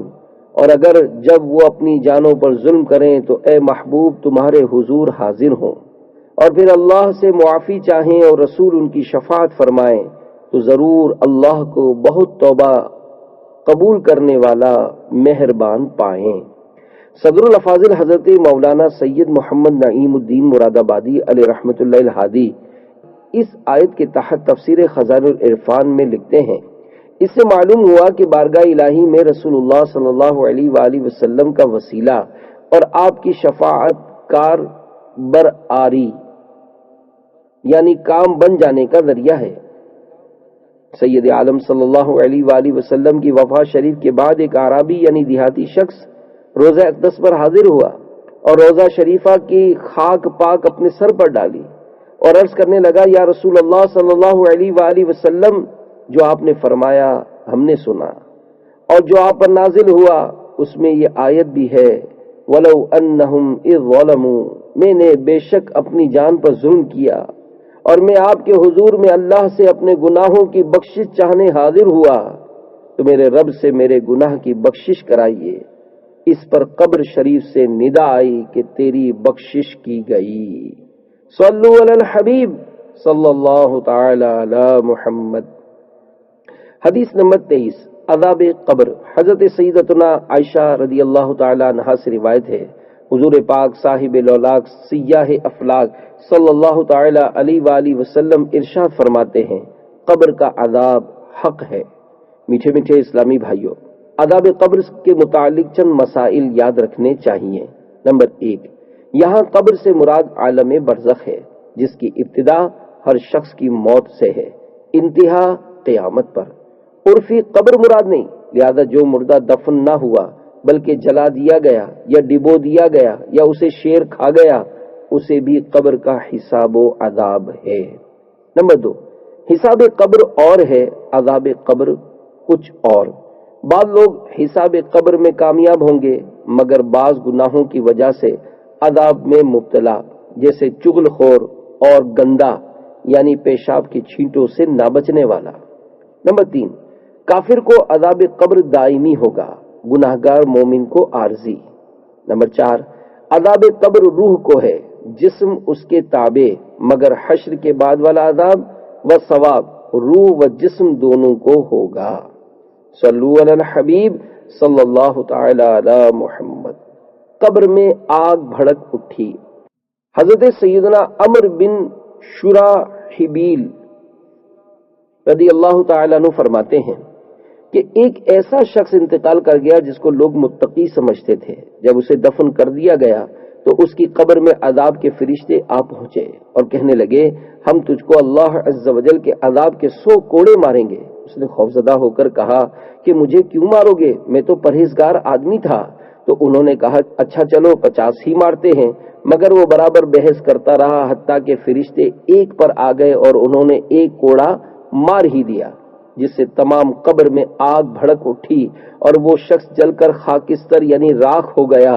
پھر اس کو زندہ کیا گیا تو اس نے درد سے تل ملاتے اور روتے ہوئے فریاد کی، آخر مجھے یہ کوڑا کیوں مارا گیا؟ تو انہوں نے جواب دیا، ایک روز تو نے بے وضو نماز پڑھ لی تھی اور ایک روز ایک مظلوم تیرے پاس فریاد لے کر آیا مگر تو نے فریاد رسید نہ کی۔ میٹھے میٹھے اسلامی بھائیوں، دیکھا آپ نے، اللہ عز و جل ناراض ہوا تو اس نے نیک اور پرہیزگار شخص کی بھی گرفت فرمائی اور وہ عذاب قبر میں گر گیا۔ اللہ عز و جل ہمارے حال زار پر رحم فرمائے اور ہماری بے حساب مغفرت فرمائے، آمین بجاہ النبی الامین صلی اللہ تعالی علیہ وآلہ وسلم۔ صلو علی الحبیب صلی اللہ تعالی علی محمد۔ حدیث نمبر 12، قید خانہ۔ حضرت سیدنا ابو ہریرہ رضی اللہ تعالی عنہ سے مروی ہے کہ اللہ عز و جل کے محبوب دانۂ غیوب منزہ عن العیوب صلی اللہ تعالی علیہ وآلہ وسلم ارشاد فرماتے ہیں، دنیا مومن کے لیے قید خانہ ہے اور کافر کے لیے جنت۔ میٹھے میٹھے اسلامی بھائیوں، یعنی مومن دنیا میں کتنا ہی آرام میں ہو مگر اس کے لیے آخرت کی نعمتوں کے مقابلے میں دنیا جیل خانہ ہے جس میں وہ دل نہیں لگاتا۔ جیل اگرچہ ایک الاس ہو پھر بھی جیل ہے، اور کافر خواہ کتنی ہی تکلیف میں ہو مگر آخرت کے عذاب کے مقابل اس کے لیے دنیا باغ اور جنت ہے، وہ یہاں دل لگا کر رہتا ہے۔ لہذا حدیث شریف پر یہ اعتراض نہیں کہ بعض مومن دنیا میں آرام سے رہتے ہیں اور بعض کافر تکلیف میں۔ صلو علی الحبیب صلی اللہ تعالی علی محمد۔ دنیا قید خانہ ہے۔ قاضی سہل محدث رحمت اللہ تعالی علیہ ایک دن بڑے تذکو احتشام کے ساتھ گھوڑے پر سوار کہیں تشریف لے جا رہے تھے۔ اچانک ایک حمام سلگانے والا دھوئیں اور غبار کی کثافت سے میلا کچیلا یہودی حضرت سہل رحمت اللہ تعالی علیہ کے سامنے آ کر کھڑا ہو گیا اور کہنے لگا، قاضی صاحب، مجھے اپنے نبی صلی اللہ علیہ وآلہ وسلم کے اس فرمان کا مطلب سمجھا دیجئے کہ دنیا مومن کے لیے قید خانہ ہے اور کافر کے لیے جنت ہے، کیونکہ آپ مومن ہو کر اس عیش و آرام و کر و فر کے ساتھ رہتے ہیں اور میں کافر ہو کر اتنا خستہ حال اور آلام و مصائب میں گرفتار ہوں۔ قاضی سہل رحمت اللہ تعالی علیہ نے برجستہ جواب دیا، آرام و آسائش کے باوجود یہ دنیا میرے لیے جنت کی عظیم نعمتوں کے مقابلے میں قید خانہ ہے، جبکہ تمام تر تکالیف کے باوجود یہ دنیا تمہارے لیے دوزخ کے ہولناک عذاب کے مقابلے میں جنت ہے۔ صلو علی الحبیب صلی اللہ تعالی علی محمد۔ حدیث نمبر 25، مسکین کا حج۔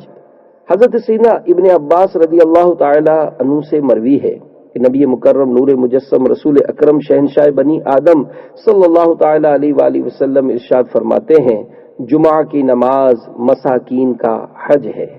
میٹھے میٹھے اسلامی بھائیوں، مساکین مسکین کی جمع ہے۔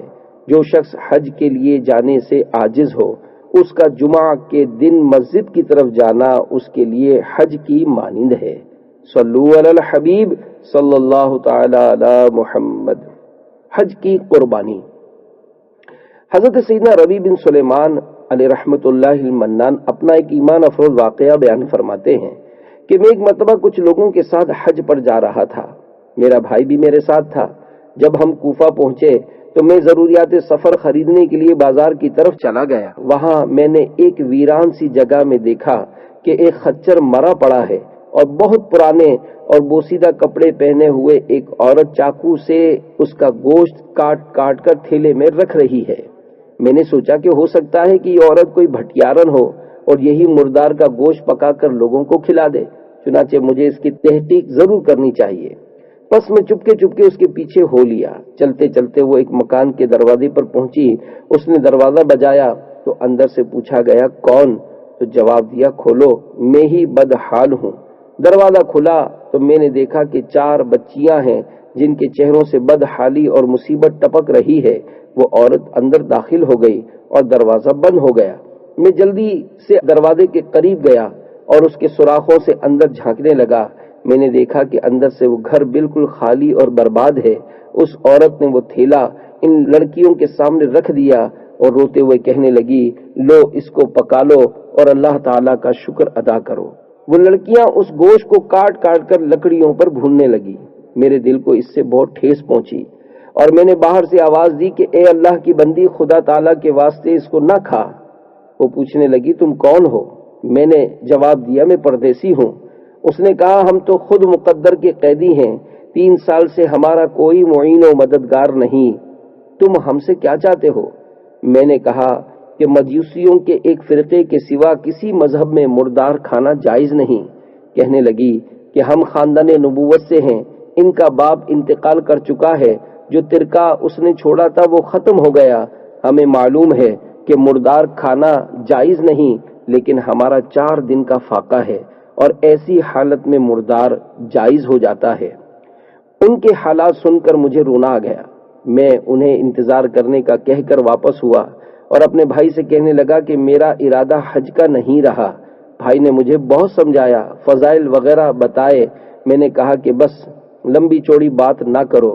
پھر میں نے اپنا احرام اور سارا سامان لیا اور نقد 600 درہم میں سے 100 درہم کا کپڑا خریدا، 100 درہم کا آٹا خریدا اور بقیہ پیسے اس آٹے میں چھپا کر اس عورت کے گھر لے جا کر تمام چیزیں اس کو دی۔ وہ اللہ تعالیٰ کا شکر ادا کرنے لگی اور کہنے لگی، اے ابن سلمان، جا، اللہ تعالیٰ تیرے اگلے پچھلے سب گناہ معاف فرمائے اور تجھے حج کا ثواب عطا فرمائے اور جنت میں تجھے جگہ عطا فرمائے اور دنیا ہی میں تجھے ایسا بدل عطا فرمائے جو دنیا میں تجھ پر ظاہر ہو جائے۔ سب سے بڑی لڑکی نے کہا اللہ تعالیٰ آپ کو اس کا دگنا اجر عطا فرمائے اور آپ کے گناہ بخش دے۔ دوسری لڑکی نے کہا آپ کو اللہ تعالیٰ اس سے زیادہ عطا فرمائے جتنا آپ نے ہمیں دیا۔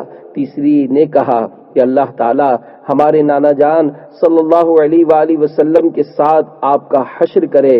چوتھی نے کہا کہ اے اللہ تعالیٰ جس نے ہم پر احسان کیا تو اس کا نعم البدل جلدی عطا کر اور اس کے اگلے پچھلے گناہ معاف کر دے۔ پھر میں واپس آ گیا۔ میں مجبوراً کوفہ ہی میں رک گیا اور باقی ساتھی حج کے لیے روانہ ہو گئے۔ جب حاجی لوٹ کر آنے لگے تو میں نے سوچا کہ ان کا استقبال کروں اور اپنے لیے دعا کرنے کا کہوں، شاید کسی مقبول کی دعا مجھے بھی لگ جائے، شاید کسی کی مقبول دعا مجھے بھی لگ جائے۔ جب مجھے حاجیوں کا قافلہ نظر آیا تو اپنی حج سے محرومی پر بے اختیار رونا آ گیا۔ میں ان سے ملا تو کہا اللہ تعالیٰ تمہارے حج کو قبول فرمائے اور تمہیں اخراجات کا بدلہ عطا فرمائے۔ ان میں سے ایک نے پوچھا یہ دعا کیسی؟ میں نے کہا یہ اس شخص کی دعا ہے جو دروازے تک کی حاضری سے محروم ہو۔ وہ کہنے لگے بڑے تعجب کی بات ہے کہ اب تو وہاں جانے ہی سے انکار کر رہا ہے، کیا تو ہمارے ساتھ عرفات کے میدان میں نہ تھا؟ تو نے ہمارے ساتھ رمی الجمرات نہ کی اور کیا تو نے ہمارے ساتھ طواف نہ کیے؟ آپ فرماتے ہیں کہ میں دل ہی دل میں تعجب کرنے لگا کہ اتنے میں خود میرے شہر کا قافلہ بھی آ گیا۔ میں نے کہا کہ اللہ تعالیٰ تمہاری کوششیں قبول فرمائے، تو وہ بھی یہی کہنے لگے کہ تو ہمارے ساتھ عرفات پر نہ تھا یا رمی جمرات نہ کی اور اب انکار کرتا ہے۔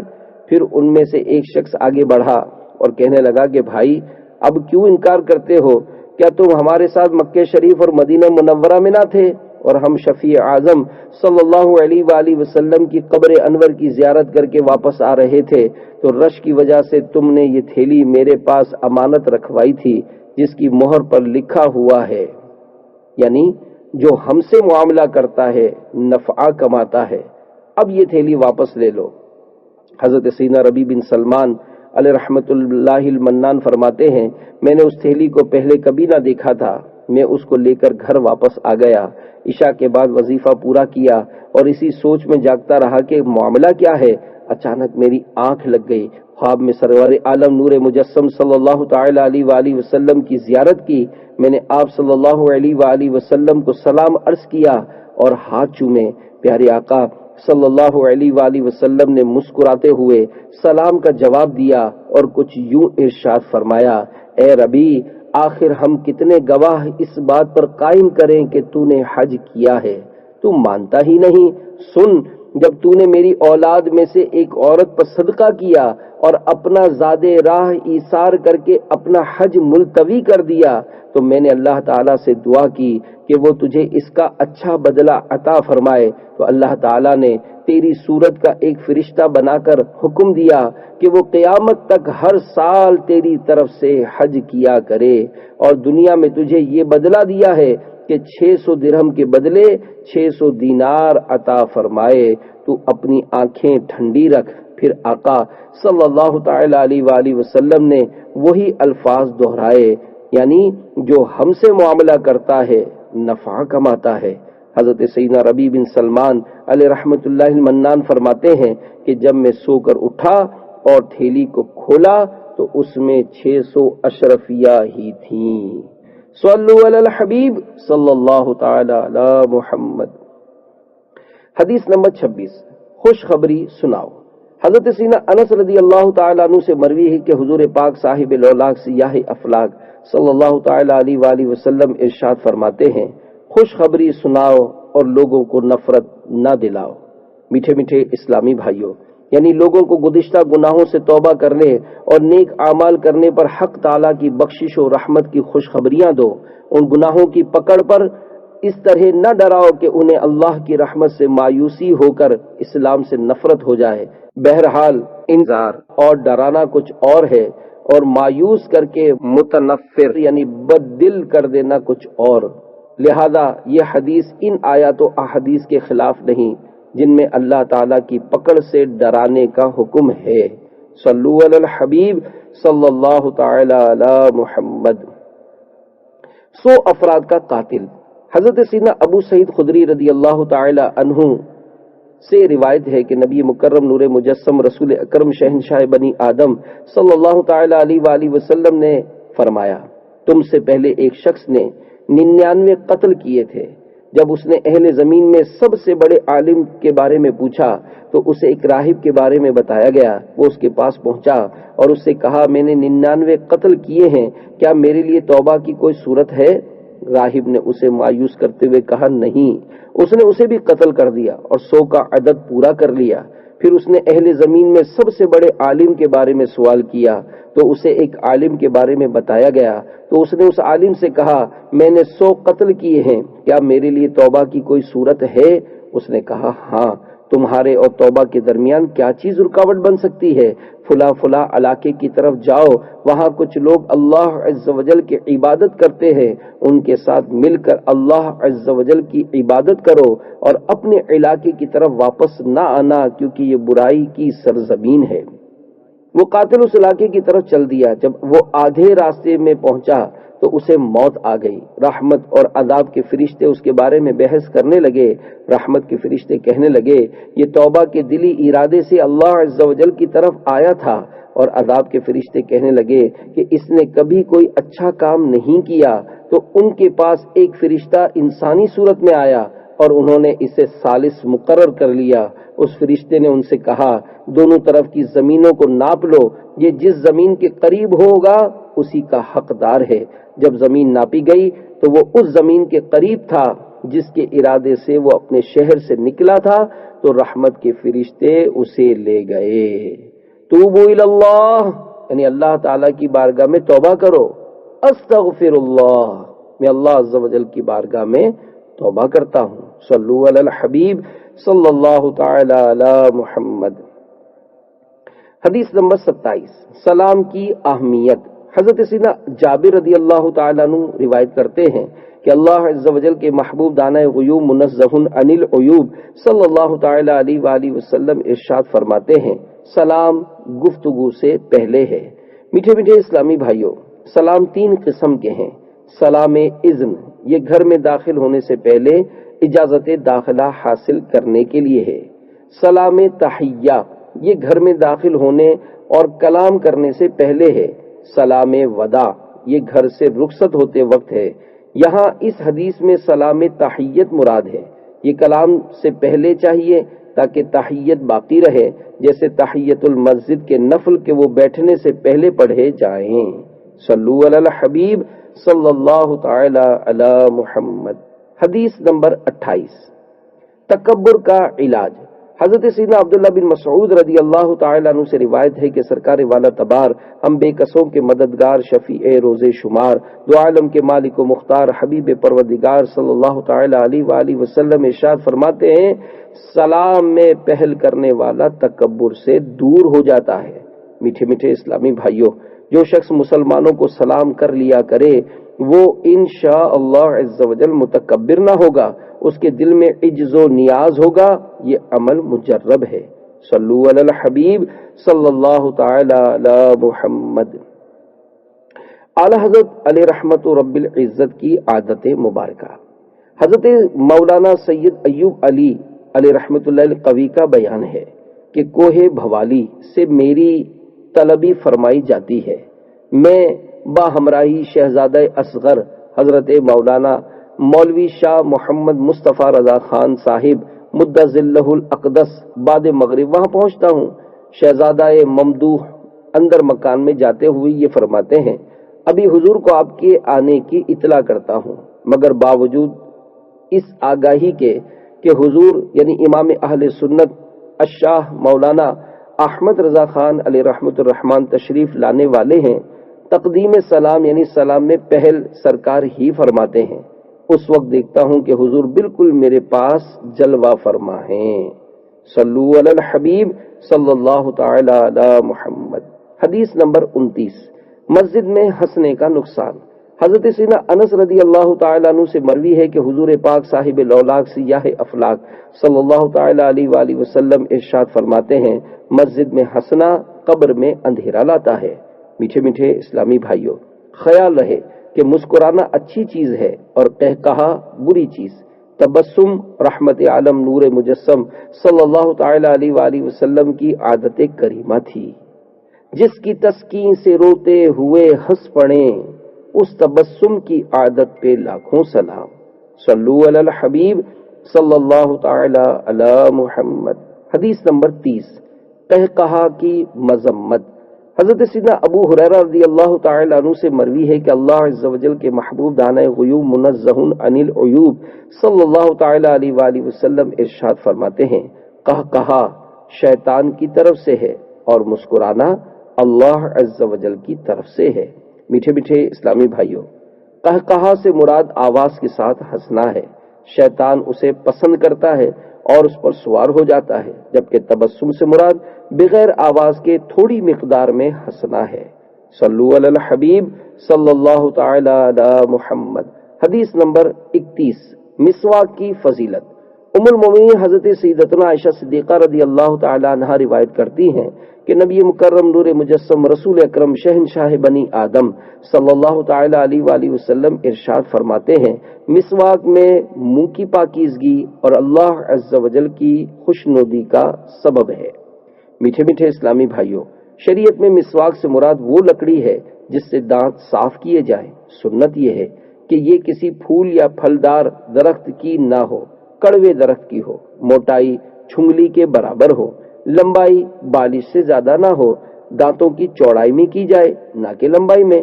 بے دانت والے اسلامی بھائی اور اسلامی بہنیں مسوڑوں پر انگلی پھیر لیا کریں۔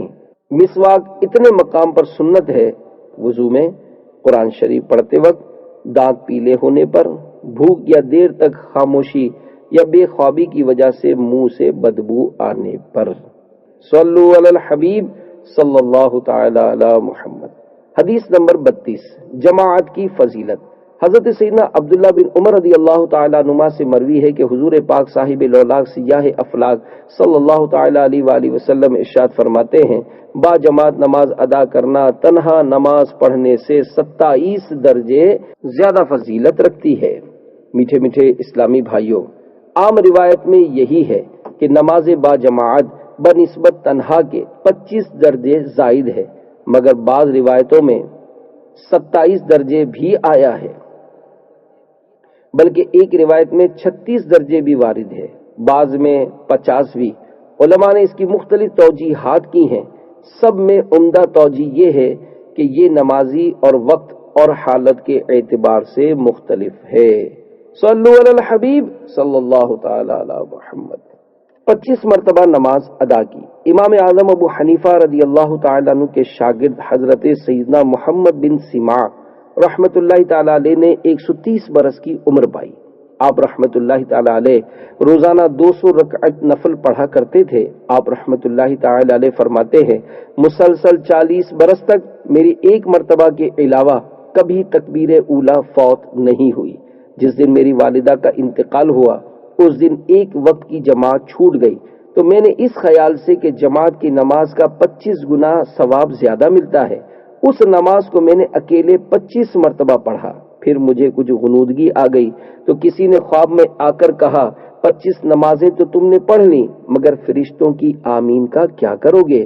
حدیث شریف میں ہے کہ امام جب غیر المغضوب علیہم ولا الضالین کہے تو تم لوگ آمین کہو۔ جس کی آمین فرشتوں کی آمین کے ساتھ ہوتی ہے اس کے گناہ معاف ہو جاتے ہیں۔ صلو علی الحبیب صلی اللہ تعالی علی محمد۔ جماعت نہ چھوڑی۔ الحمدللہ عز و جل شیخ طریقت امیر اہل سنت بانی دعوت اسلامی حضرت علامہ مولانا ابو بلال محمد الیاس عطار قادری دامت برکاتہ العالیہ کا شروع سے ہی با جماعت نماز پڑھنے کا ذہن ہے۔ جماعت ترک کر دینا تو گویا آپ کی لغت میں تھا ہی نہیں، یہاں تک کہ جب آپ دامت برکاتہ العالیہ کی والدہ محترمہ کا انتقال ہوا تو اس وقت گھر میں دوسرا کوئی مرد نہ تھا، آپ اکیلے تھے، مگر والدہ محترمہ کی میت چھوڑ کر مسجد میں نماز پڑھانے کی سعادت پائی۔ آپ دامت برکاتہم العالیہ فرماتے ہیں ماں کے غم میں میرے آنسو ضرور بہہ رہے تھے، مگر اس صورت میں بھی الحمدللہ عز وجل جماعت نہ چھوڑی۔ نمازوں میں مجھے ہرگز نہ ہو سستی کبھی آقا، پڑھوں پانچوں نمازیں با جماعت یا رسول اللہ صلی اللہ علیہ وآلہ وسلم۔ صلو علی الحبیب صلی اللہ تعالی علی محمد۔ حدیث نمبر 33، چغل خور کی مذمت۔ حضرت سیدنا حذیفہ رضی اللہ تعالیٰ عنہ سے مروی ہے کہ نبی مکرم نور مجسم رسول اکرم شہنشاہ بنی آدم صلی اللہ تعالی علیہ وآلہ وسلم فرماتے ہیں چغل خور جنت میں داخل نہیں ہوگا۔ میٹھے میٹھے اسلامی بھائیوں، قطات وہ شخص ہے جو دو مخالفوں کی باتیں چھپ کر سنے اور پھر انہیں زیادہ لڑانے کے لیے ایک کی بات دوسرے تک پہنچائے۔ اگر یہ شخص ایمان پر مرا تو جنت میں اولاً نہ جائے گا، بعد میں جائے تو جائے، اگر کفر پر مرا تو کبھی وہاں نہ جائے گا۔ مسلم شریف میں نمام کا لفظ استعمال ہوا ہے، جو دو طرفہ جھوٹی باتیں لگا کر صلح کرا دے وہ نمام نہیں مصلح ہے۔ نمام وہ ہے جو لڑائی و فساد کے لیے یہ حرکت کرے۔ صلو علی الحبیب صلی اللہ تعالی علی محمد۔ چغلی کسے کہتے ہیں؟ شیخ طریقت امیر اہل سنت بانی دعوت اسلامی حضرت علامہ مولانا ابو بلال محمد الیاس عطار قادری دامت برکاتہم العالیہ اپنے رسالے برے خاتمے کے اسباب کے صفحہ 9 پر لکھتے ہیں علامہ عینی رحمت اللہ تعالی علیہ نے امام نووی علیہ رحمت اللہ القوی سے نقل فرمایا کہ کسی کی بات ضرر یعنی نقصان پہنچانے کے ارادے سے دوسروں کو پہنچانا چغلی ہے۔ کیا ہم چغلی سے بچتے ہیں؟ افسوس، اکثر لوگوں کی گفتگو میں آج کل غیبت و چغلی کا سلسلہ بہت زیادہ پایا جاتا ہے۔ دوستوں کی بیٹھک ہو یا مذہبی اجتماع کے بعد جھمگھٹ، شادی کی تقریب ہو یا تعزیت کی نشست، کسی سے ملاقات ہو یا فون پر بات، چند منٹ بھی اگر کسی سے گفتگو کی صورت بنے اور دینی معلومات رکھنے والا کوئی حساس فرد اگر اس گفتگو کی تشخیص کرے تو شاید اکثر مجالس میں دیگر گناہوں بھرے الفاظ کے ساتھ ساتھ وہ درجنوں چغلیاں بھی ثابت کر دے۔ ہائے ہائے، ہمارا کیا بنے گا؟ ایک بار پھر اس حدیث پاک پر غور کر لیجئے، چغل خور جنت میں نہیں جائے گا۔ کاش ہمیں حقیقی معنوں میں زبان کا قفل مدینہ نصیب ہو جائے، کاش ضرورت کے سوا کوئی لفظ زبان سے نہ نکلے۔ زیادہ بولنے والے اور دنیاوی دوستوں کے جھرمٹ میں رہنے والے کا غیبت اور بالخصوص چغلی سے بچنا بے حد دشوار ہے۔ آہ آہ آہ، حدیث پاک میں ہے جس شخص کی گفتگو زیادہ ہو اس کی غلطیاں بھی زیادہ ہوتی ہیں، اور جس کی غلطیاں زیادہ ہوں اس کے گناہ زیادہ ہوتے ہیں، اور جس کے گناہ زیادہ ہوں وہ جہنم کے زیادہ لائق ہے۔ صلو علی الحبیب صلی اللہ تعالی علی محمد۔ چغلی سے توبہ۔ حضرت سیدنا عمر بن عبدالعزیز رضی اللہ تعالی عنہ کے بارے میں مروی ہے کہ ایک شخص ان کے پاس حاضر ہوا اور اس نے کسی دوسرے کے بارے میں کوئی بات ذکر کی۔ آپ رضی اللہ تعالی عنہ نے فرمایا اگر تم چاہو تو ہم تمہارے معاملے میں غور کریں، اگر تم جھوٹے ہوئے تو اس آیت کے مصداق ہو گئے، ان جاءکم فاسق بنبأ فتبینوا۔ ترجمہ کنز ایمان، اگر کوئی فاسق تمہارے پاس کوئی خبر لائے تو تحقیق کر لو، اور اگر تم سچے ہوئے تو اس آیت کے مصداق ہو جاؤ گے۔ حماز مشاء بنمیم۔ ترجمہ کنز ایمان، بہت تانے دینے والا، بہت ادھر کی ادھر لگاتا پھرنے والا۔ اور اگر تم چاہو تو ہم تمہیں معاف کر دیں۔ اس نے عرض کی امیر المومنین معاف کر دیجئے، آئندہ میں ایسا نہیں کروں گا۔ چغل خور غلام۔ حضرت سیدنا حماد بن سلمہ رحمۃ اللہ تعالی علیہ فرماتے ہیں کہ ایک شخص نے غلام بیچا اور خریدار سے کہا کہ اس میں چغل خوری کے علاوہ کوئی عیب نہیں۔ اس نے کہا مجھے منظور ہے، اور اس غلام کو خرید لیا۔ غلام چند دن تو خاموش رہا، پھر اپنے مالک کی بیوی سے کہنے لگا میرا آقا تجھے پسند نہیں کرتا اور دوسری عورت لانا چاہتا ہے۔ جب تمہارا خاوند سو رہا ہو تو اس طرح کے ساتھ اس کی گدی کے چند بال مونڈ لینا تاکہ میں کوئی منتر کروں، اس طرح وہ تم سے محبت کرنے لگے گا۔ اور دوسری طرف اس کے شوہر سے جا کر کہا تمہاری بیوی نے کسی کو دوست بنا رکھا ہے اور تجھے قتل کرنا چاہتی ہے، تم جھوٹ موٹ کے سو جانا، تاکہ تمہیں حقیقت حال معلوم ہو جائے۔ وہ شخص بناوٹی طور پر سو گیا تو عورت اس طرح لے کر آئی۔ وہ شخص سمجھا کہ وہ اسے قتل کرنے کے لیے آئی ہے، چنانچہ وہ اٹھا اور اپنی بیوی کو قتل کر دیا۔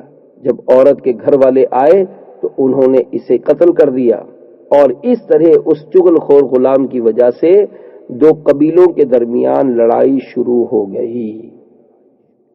صلو علی الحبیب صلی اللہ تعالی علی محمد۔ حدیث نمبر 34، رزاق کا کرم۔ حضرت سیدنا ابو درداء رضی اللہ تعالیٰ عنہ سے مروی ہے کہ اللہ عز و جل کے محبوب دانۂ غیوب منزہ عن العیوب صلی اللہ تعالیٰ علیہ وآلہ وسلم ارشاد فرماتے ہیں، روزی بندے کو ایسے تلاش کرتی ہے جیسے اسے اس کی موت تلاش کرتی ہے۔ میٹھے میٹھے اسلامی بھائیوں، مقصد یہ ہے کہ موت کو تم تلاش کرو یا نہ کرو، بہرحال تمہیں پہنچے گی۔ یوں ہی تم رزق کو تلاش کرو یا نہ کرو، ضرور پہنچے گا۔ ہاں، رزق کی تلاش سنت ہے اور موت کی تلاش ممنوع، مگر ہیں دونوں یقینی۔ صلو علی الحبیب صلی اللہ تعالی علی محمد۔ بھنا ہوا ہرن۔ حضرت سیدنا ابو ابراہیم یمانی علیہ رحمۃ اللہ الغنی فرماتے ہیں کہ ایک مرتبہ ہم چند رفقا حضرت سیدنا ابراہیم بن ادم علیہ رحمۃ اللہ العظم کے ہمراہی میں سمندر کے قریب ایک وادی کی طرف گئے۔ ہم سمندر کے کنارے کنارے چل رہے تھے کہ راستے میں ایک پہاڑ آیا جسے جبل کفر فیر کہتے ہیں۔ وہاں ہم نے کچھ دیر قیام کیا اور پھر سفر پر روانہ ہو گئے۔ راستے میں ایک گھنا جنگل آیا جس میں بکثرت خشک درخت اور خشک جھاڑیاں تھیں۔ شام قریب تھی، سردیوں کا موسم تھا۔ ہم نے حضرت سیدنا ابراہیم بن ادم علیہ رحمۃ اللہ الاکرم کی بارگاہ میں عرض کی، حضور اگر آپ مناسب سمجھیں تو آج رات ہم ساحل سمندر پر گزار لیتے ہیں۔ یہاں اس قریبی جنگل میں خشک لکڑیاں بہت ہیں، ہم لکڑیاں جمع کر کے آگ روشن کر لیں گے، اس طرح ہم سردی اور درندوں وغیرہ سے محفوظ رہیں گے۔ آپ رحمت اللہ تعالی علیہ نے فرمایا، ٹھیک ہے، جیسے تمہاری مرضی۔ چنانچہ ہمارے کچھ دوستوں نے جنگل سے خشک لکڑیاں اکٹھی کی اور ایک شخص کو آگ لینے کے لیے قریبی قلعے کی طرف بھیجا۔ جب وہ آگ لے کر آیا تو ہم نے جمع شدہ لکڑیوں میں آگ لگا دی اور سب آگ کے ارد گرد بیٹھ گئے اور ہم نے کھانے کے لیے روٹیاں نکال لیں۔ اچانک ہم میں سے ایک شخص نے کہا، دیکھو ان لکڑیوں سے کیسے انگارے بن گئے ہیں، اے کاش ہمارے پاس گوشت ہوتا تو ہم اسے ان انگاروں پر بھون لیتے۔ حضرت سیدنا ابراہیم بن آدم علیہ رحمت اللہ العظم نے اس کی یہ بات سن لی اور فرمانے لگے، ہمارا پاک پروردگار عز و جل اس بات پر قادر ہے کہ تمہیں اس جنگل میں تازہ گوشت کھلائے۔ ابھی آپ رحمت اللہ تعالی علیہ یہ بات فرما ہی رہے تھے کہ اچانک ایک طرف سے شیر نمودار ہوا جو ایک فربا ہرن کے پیچھے بھاگ رہا تھا۔ ہرن کا رخ ہماری ہی طرف تھا۔ جب ہرن ہم سے کچھ فاصلے پر رہ گیا تو شیر نے اس پر چھلانگ لگائی اور اس کی گردن پر شدید حملہ کیا جس سے وہ تڑپنے لگا۔ یہ دیکھ کر حضرت سیدنا ابراہیم بن ادم رحمت اللہ تعالی علیہ اٹھے اور اس ہرن کی طرف لپکے، اور آپ رحمت اللہ تعالی علیہ کو آتا دیکھ کر شیر ہرن کو چھوڑ کر پیچھے ہٹ گیا۔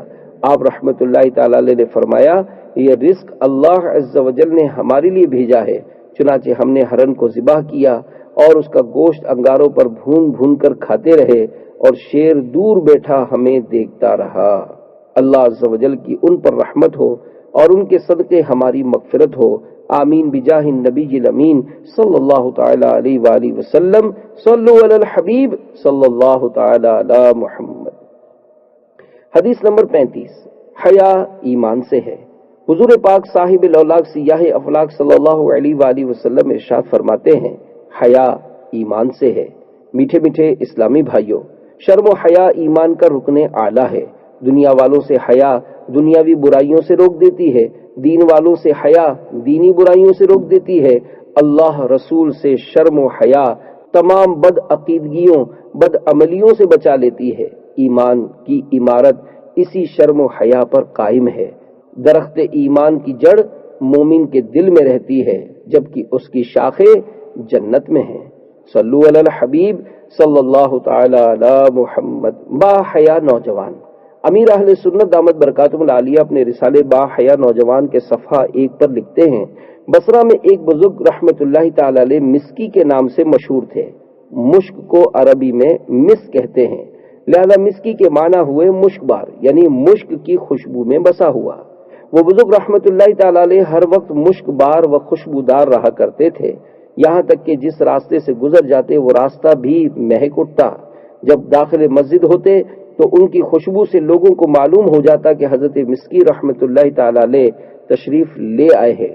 کسی نے عرض کی حضور آپ کو خوشبو پر کثیر رقم خرچ کرنی پڑتی ہوگی۔ فرمایا میں نے کبھی خوشبو خریدی نہ لگائی، میرا واقعہ عجیب و غریب ہے۔ میں بغداد معلیٰ کے خوشحال گھرانے میں پیدا ہوا۔ جس طرح عمرا اپنی اولاد کو تعلیم دلواتے ہیں میری بھی اسی طرح تعلیم ہوئی۔ میں بہت خوبصورت اور با حیا تھا۔ میرے والد صاحب سے کسی نے کہا اسے بازار میں بٹھاؤ تاکہ یہ لوگوں سے گھل مل جائے اور اس کی حیا کچھ کم ہو۔ چنانچہ مجھے ایک بزاز یعنی کپڑا بیچنے والے کی دکان پر بٹھا دیا گیا۔ ایک روز ایک بڑھیا نے کچھ قیمتی کپڑے نکلوائے، پھر بزاز یعنی کپڑے والے سے کہا میرے ساتھ کسی کو بھیج دو تاکہ جو پسند ہو انہیں لینے کے بعد قیمت اور بقیہ کپڑے واپس لائے۔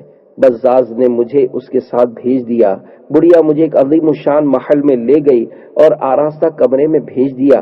کیا دیکھتا ہوں کہ ایک زیورات سے آراستہ خوش لباس جوان لڑکی تخت پر بچھے منقش قالین پر بیٹھی ہے۔ تخت و فرش سب کے سب زرعی ہیں اور اس قدر نفیس کہ ایسے میں نے کبھی نہیں دیکھے تھے۔ مجھے دیکھتے ہی اس لڑکی پر شیطان غالب آیا اور وہ ایک دم میری طرف لپکی اور چھیڑ خانی کرتے ہوئے منہ کالا کروانے کے در پہ ہوئی۔ میں نے گھبرا کر کہا اللہ عز و جل سے ڈر، مگر اس پر شیطان پوری طرح مسلط تھا۔ جب میں نے اس کی ضد دیکھی تو گناہ سے بچنے کی تجویز سوچ لی اور اس سے کہا مجھے استنجا خانے جانا ہے۔ اس نے آواز دی تو چاروں طرف سے لونڈیاں آ گئیں۔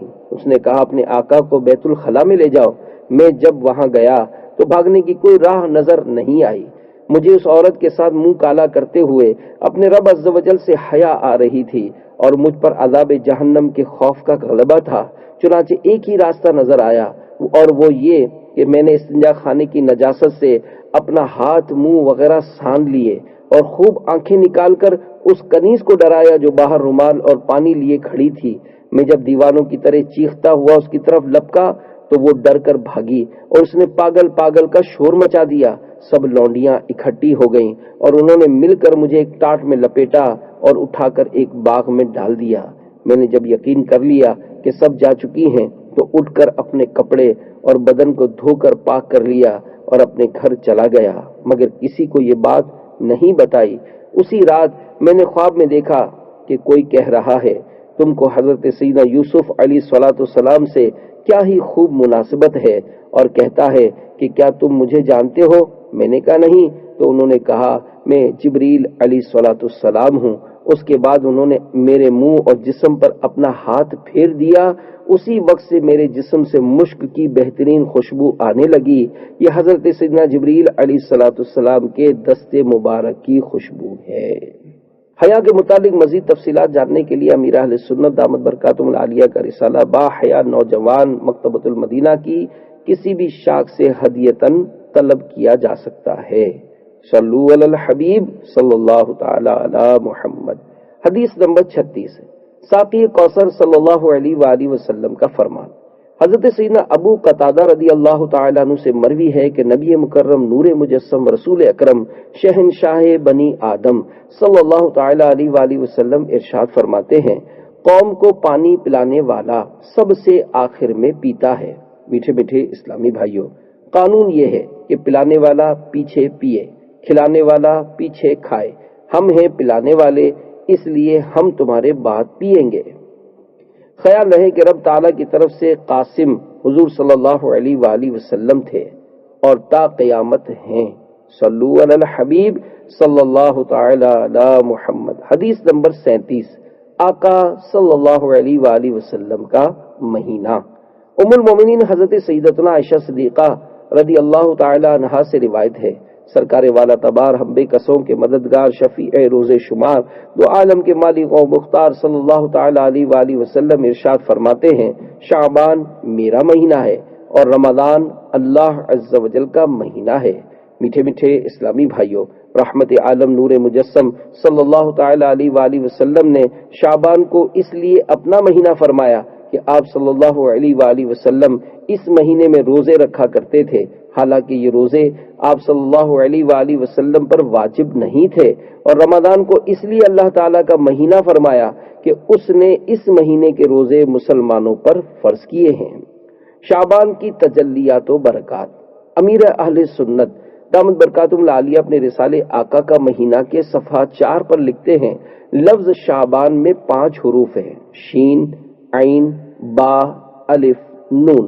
سیدنا غوث اعظم محبوب سبحانی قندیل نورانی شیخ عبد القادر جیلانی قدس سرہ الربانی نقل فرماتے ہیں، شین سے مراد شرف یعنی بزرگی، عین سے مراد علو یعنی بلندی، با سے مراد بر یعنی بھلائی و احسان، الف سے مراد الفت اور نون سے مراد نور ہے۔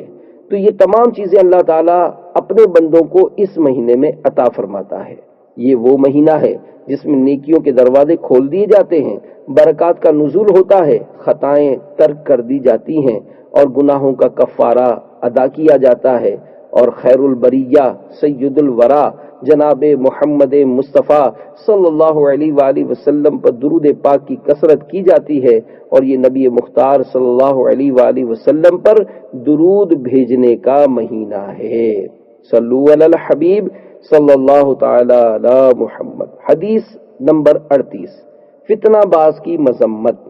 حضرت سیدنا انس رضی اللہ تعالیٰ عنہ سے مروی ہے کہ حضور پاک صاحب لولاک صلی اللہ علیہ وآلہ وسلم فرماتے ہیں، فتنہ سو رہا ہے، اس کے جگانے والے پر اللہ عز و جل کی لعنت۔ میٹھے میٹھے اسلامی بھائیوں، کسی دینی فائدے کے بغیر لوگوں کو اضطراب، اختلاف، مصیبت اور آزمائش میں مبتلا کر کے نظام زندگی کو بگاڑ دینا فتنہ کہلاتا ہے۔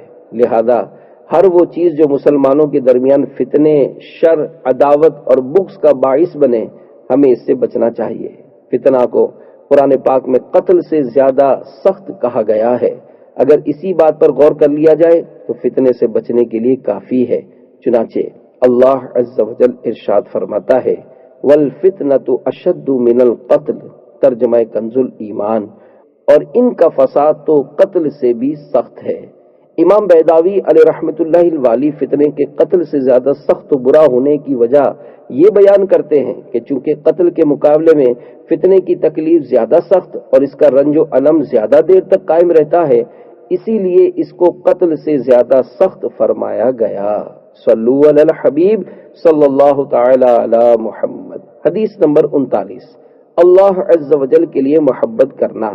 حضرت سیدنا ابو ذر رضی اللہ تعالی عنہ سے مروی ہے کہ حضور پاک صاحب لولاک سیاہ افلاک صلی اللہ تعالی علیہ وآلہ وسلم ارشاد فرماتے ہیں، سب سے بہتر عمل اللہ عز و جل کے لیے محبت کرنا اور اللہ عز و جل کے لیے دشمنی کرنا ہے۔ میٹھے میٹھے اسلامی بھائیوں، اللہ عز و جل کے لیے محبت کا مطلب یہ ہے کہ کسی سے اس لیے محبت کی جائے کہ وہ دیندار ہے، اور اللہ عز و جل کے لیے عداوت کا مطلب یہ ہے کہ کسی سے عداوت ہو تو اس بنا پر ہو کہ وہ دین کا دشمن ہے یا دیندار نہیں۔ امام غزالی علیہ رحمت اللہ القوی فرماتے ہیں، اگر کوئی شخص باورچی سے اس لیے محبت کرتا ہے کہ اس سے اچھا کھانا پکوا کر فقراء کو بانٹے تو یہ اللہ عز و جل کے لیے محبت ہے، اور اگر عالم دین سے اس لیے محبت کرتا ہے کہ اس سے علم دین سیکھ کر دنیا کمائے تو یہ دنیا کے لیے محبت ہے۔ حضرت سیدنا عبداللہ ابن مسعود رضی اللہ تعالیٰ عنہ سے مروی ہے کہ رحمت عالم نور مجسم شہنشاہ بنی آدم صلی اللہ علیہ وآلہ وسلم کا فرمان عالی شان ہے، یہ بات ایمان سے ہے کہ ایک شخص دوسرے سے فقط اللہ عز و جل کے لیے محبت کرے، اس میں دیے جانے والے مال کا دخل نہ ہو تو ایسی محبت ایمان کا حصہ ہے۔ امام نووی علیہ رحمت اللہ الولی فرماتے ہیں، اللہ و رسول عز و جل و صلی اللہ علیہ وآلہ وسلم کی محبت میں زندہ اور انتقال کر جانے والے اولیاء و صالحین رحمہم اللہ تعالی کی محبت بھی شامل ہے، اور اللہ و رسول عز و جل و صلی اللہ علیہ وآلہ وسلم کی افضل ترین محبت یہ ہے ان کے احکام پر عمل اور نواہی سے اجتناب کیا جائے۔ میٹھے میٹھے اسلامی بھائیوں، الحمدللہ عز و جل ہمارے اکابرین الحب فی اللہ والبغض فی اللہ کی چلتی پھرتی تصویر تھے۔ چنانچہ حضرت ابو عبیدہ بن جراح رضی اللہ تعالی عنہ نے جنگ احد میں اپنے باپ جراح کو قتل کیا اور حضرت ابو بکر صدیق رضی اللہ تعالیٰ عنہ نے روز بدر اپنے بیٹے عبد الرحمن کو مبارزت یعنی مقابلے کے لیے طلب کیا، لیکن رسول کریم صلی اللہ علیہ وآلہ وسلم نے انہیں اس جنگ کی اجازت نہ دی، اور سیدنا مصعب بن عمیر رضی اللہ تعالیٰ عنہ نے اپنے بھائی عبداللہ بن عمیر کو قتل کیا، اور حضرت عمر بن خطاب رضی اللہ تعالیٰ عنہ نے اپنے ماموں عاص بن حشام بن مغیرہ کو روز بدر قتل کیا، اور حضرت علی بن ابی طالب و حمزہ و ابو عبیدہ رضی اللہ تعالیٰ عنہم نے ربیعہ کے بیٹوں عتبہ اور شیبہ کو اور ولید بن عتبہ کو بدر میں قتل کیا جو ان کے رشتہ دار تھے۔ خدا اور رسول پر ایمان لانے والوں کو قرابت اور رشتہ داری کا کیا پاس؟ صلو علی الحبیب صلی اللہ تعالی علی محمد۔ حدیث نمبر 40، نماز قضا کرنے کا وبال۔ حضرت سیدنا ابو سعید رضی اللہ تعالی عنہ سے مروی ہے، اللہ عز و جل کے محبوب دانۂ غیوب منزہ عن العیوب صلی اللہ تعالی علیہ وآلہ وسلم ارشاد فرماتے ہیں، جو کوئی جان بوجھ کر ایک نماز بھی قضا کر دیتا ہے، اس کا نام جہنم کے اس دروازے پر لکھ دیا جائے گا جس سے وہ جہنم میں داخل ہوگا۔ میٹھے میٹھے اسلامی بھائیوں، اللہ عز و جل نے جہنمیوں کے بارے میں ارشاد فرمایا، ما سلککم فی سقر قالوا لم نک من المصلین ولم نک نطعم المسکین وَكُنَّا نَخُوضُ مَعَ الْخَائِضِينَ۔ ترجمہ کنز الایمان، تمہیں کیا بات دوزخ میں لے گئی؟ وہ بولے، ہم نماز نہ پڑھتے تھے اور مسکین کو کھانا نہ دیتے تھے اور بیہودہ فکر والوں کے ساتھ بیہودہ فکریں کرتے تھے۔ کچھ دن کے لیے نماز چھوڑ سکتے ہیں؟ حضرت سیدنا ابن عباس رضی اللہ تعالیٰ عنہ ارشاد فرماتے ہیں کہ جب میری آنکھوں کی سیاہی باقی رہنے کے باوجود میری بینائی جاتی رہی تو مجھ سے کہا گیا، ہم آپ کا علاج کرتے ہیں، کیا آپ کچھ دن نماز چھوڑ سکتے ہیں؟ تو میں نے کہا نہیں، کیونکہ دو جہاں کے تاجور سلطان بحربر صلی اللہ تعالی علیہ وآلہ وسلم کا فرمان عالی شان ہے، جس نے نماز چھوڑی تو وہ اللہ عز و جل سے اس حال میں ملے گا کہ وہ اس پر غضب فرمائے گا۔ صلو علی الحبیب صلی اللہ تعالی علی محمد۔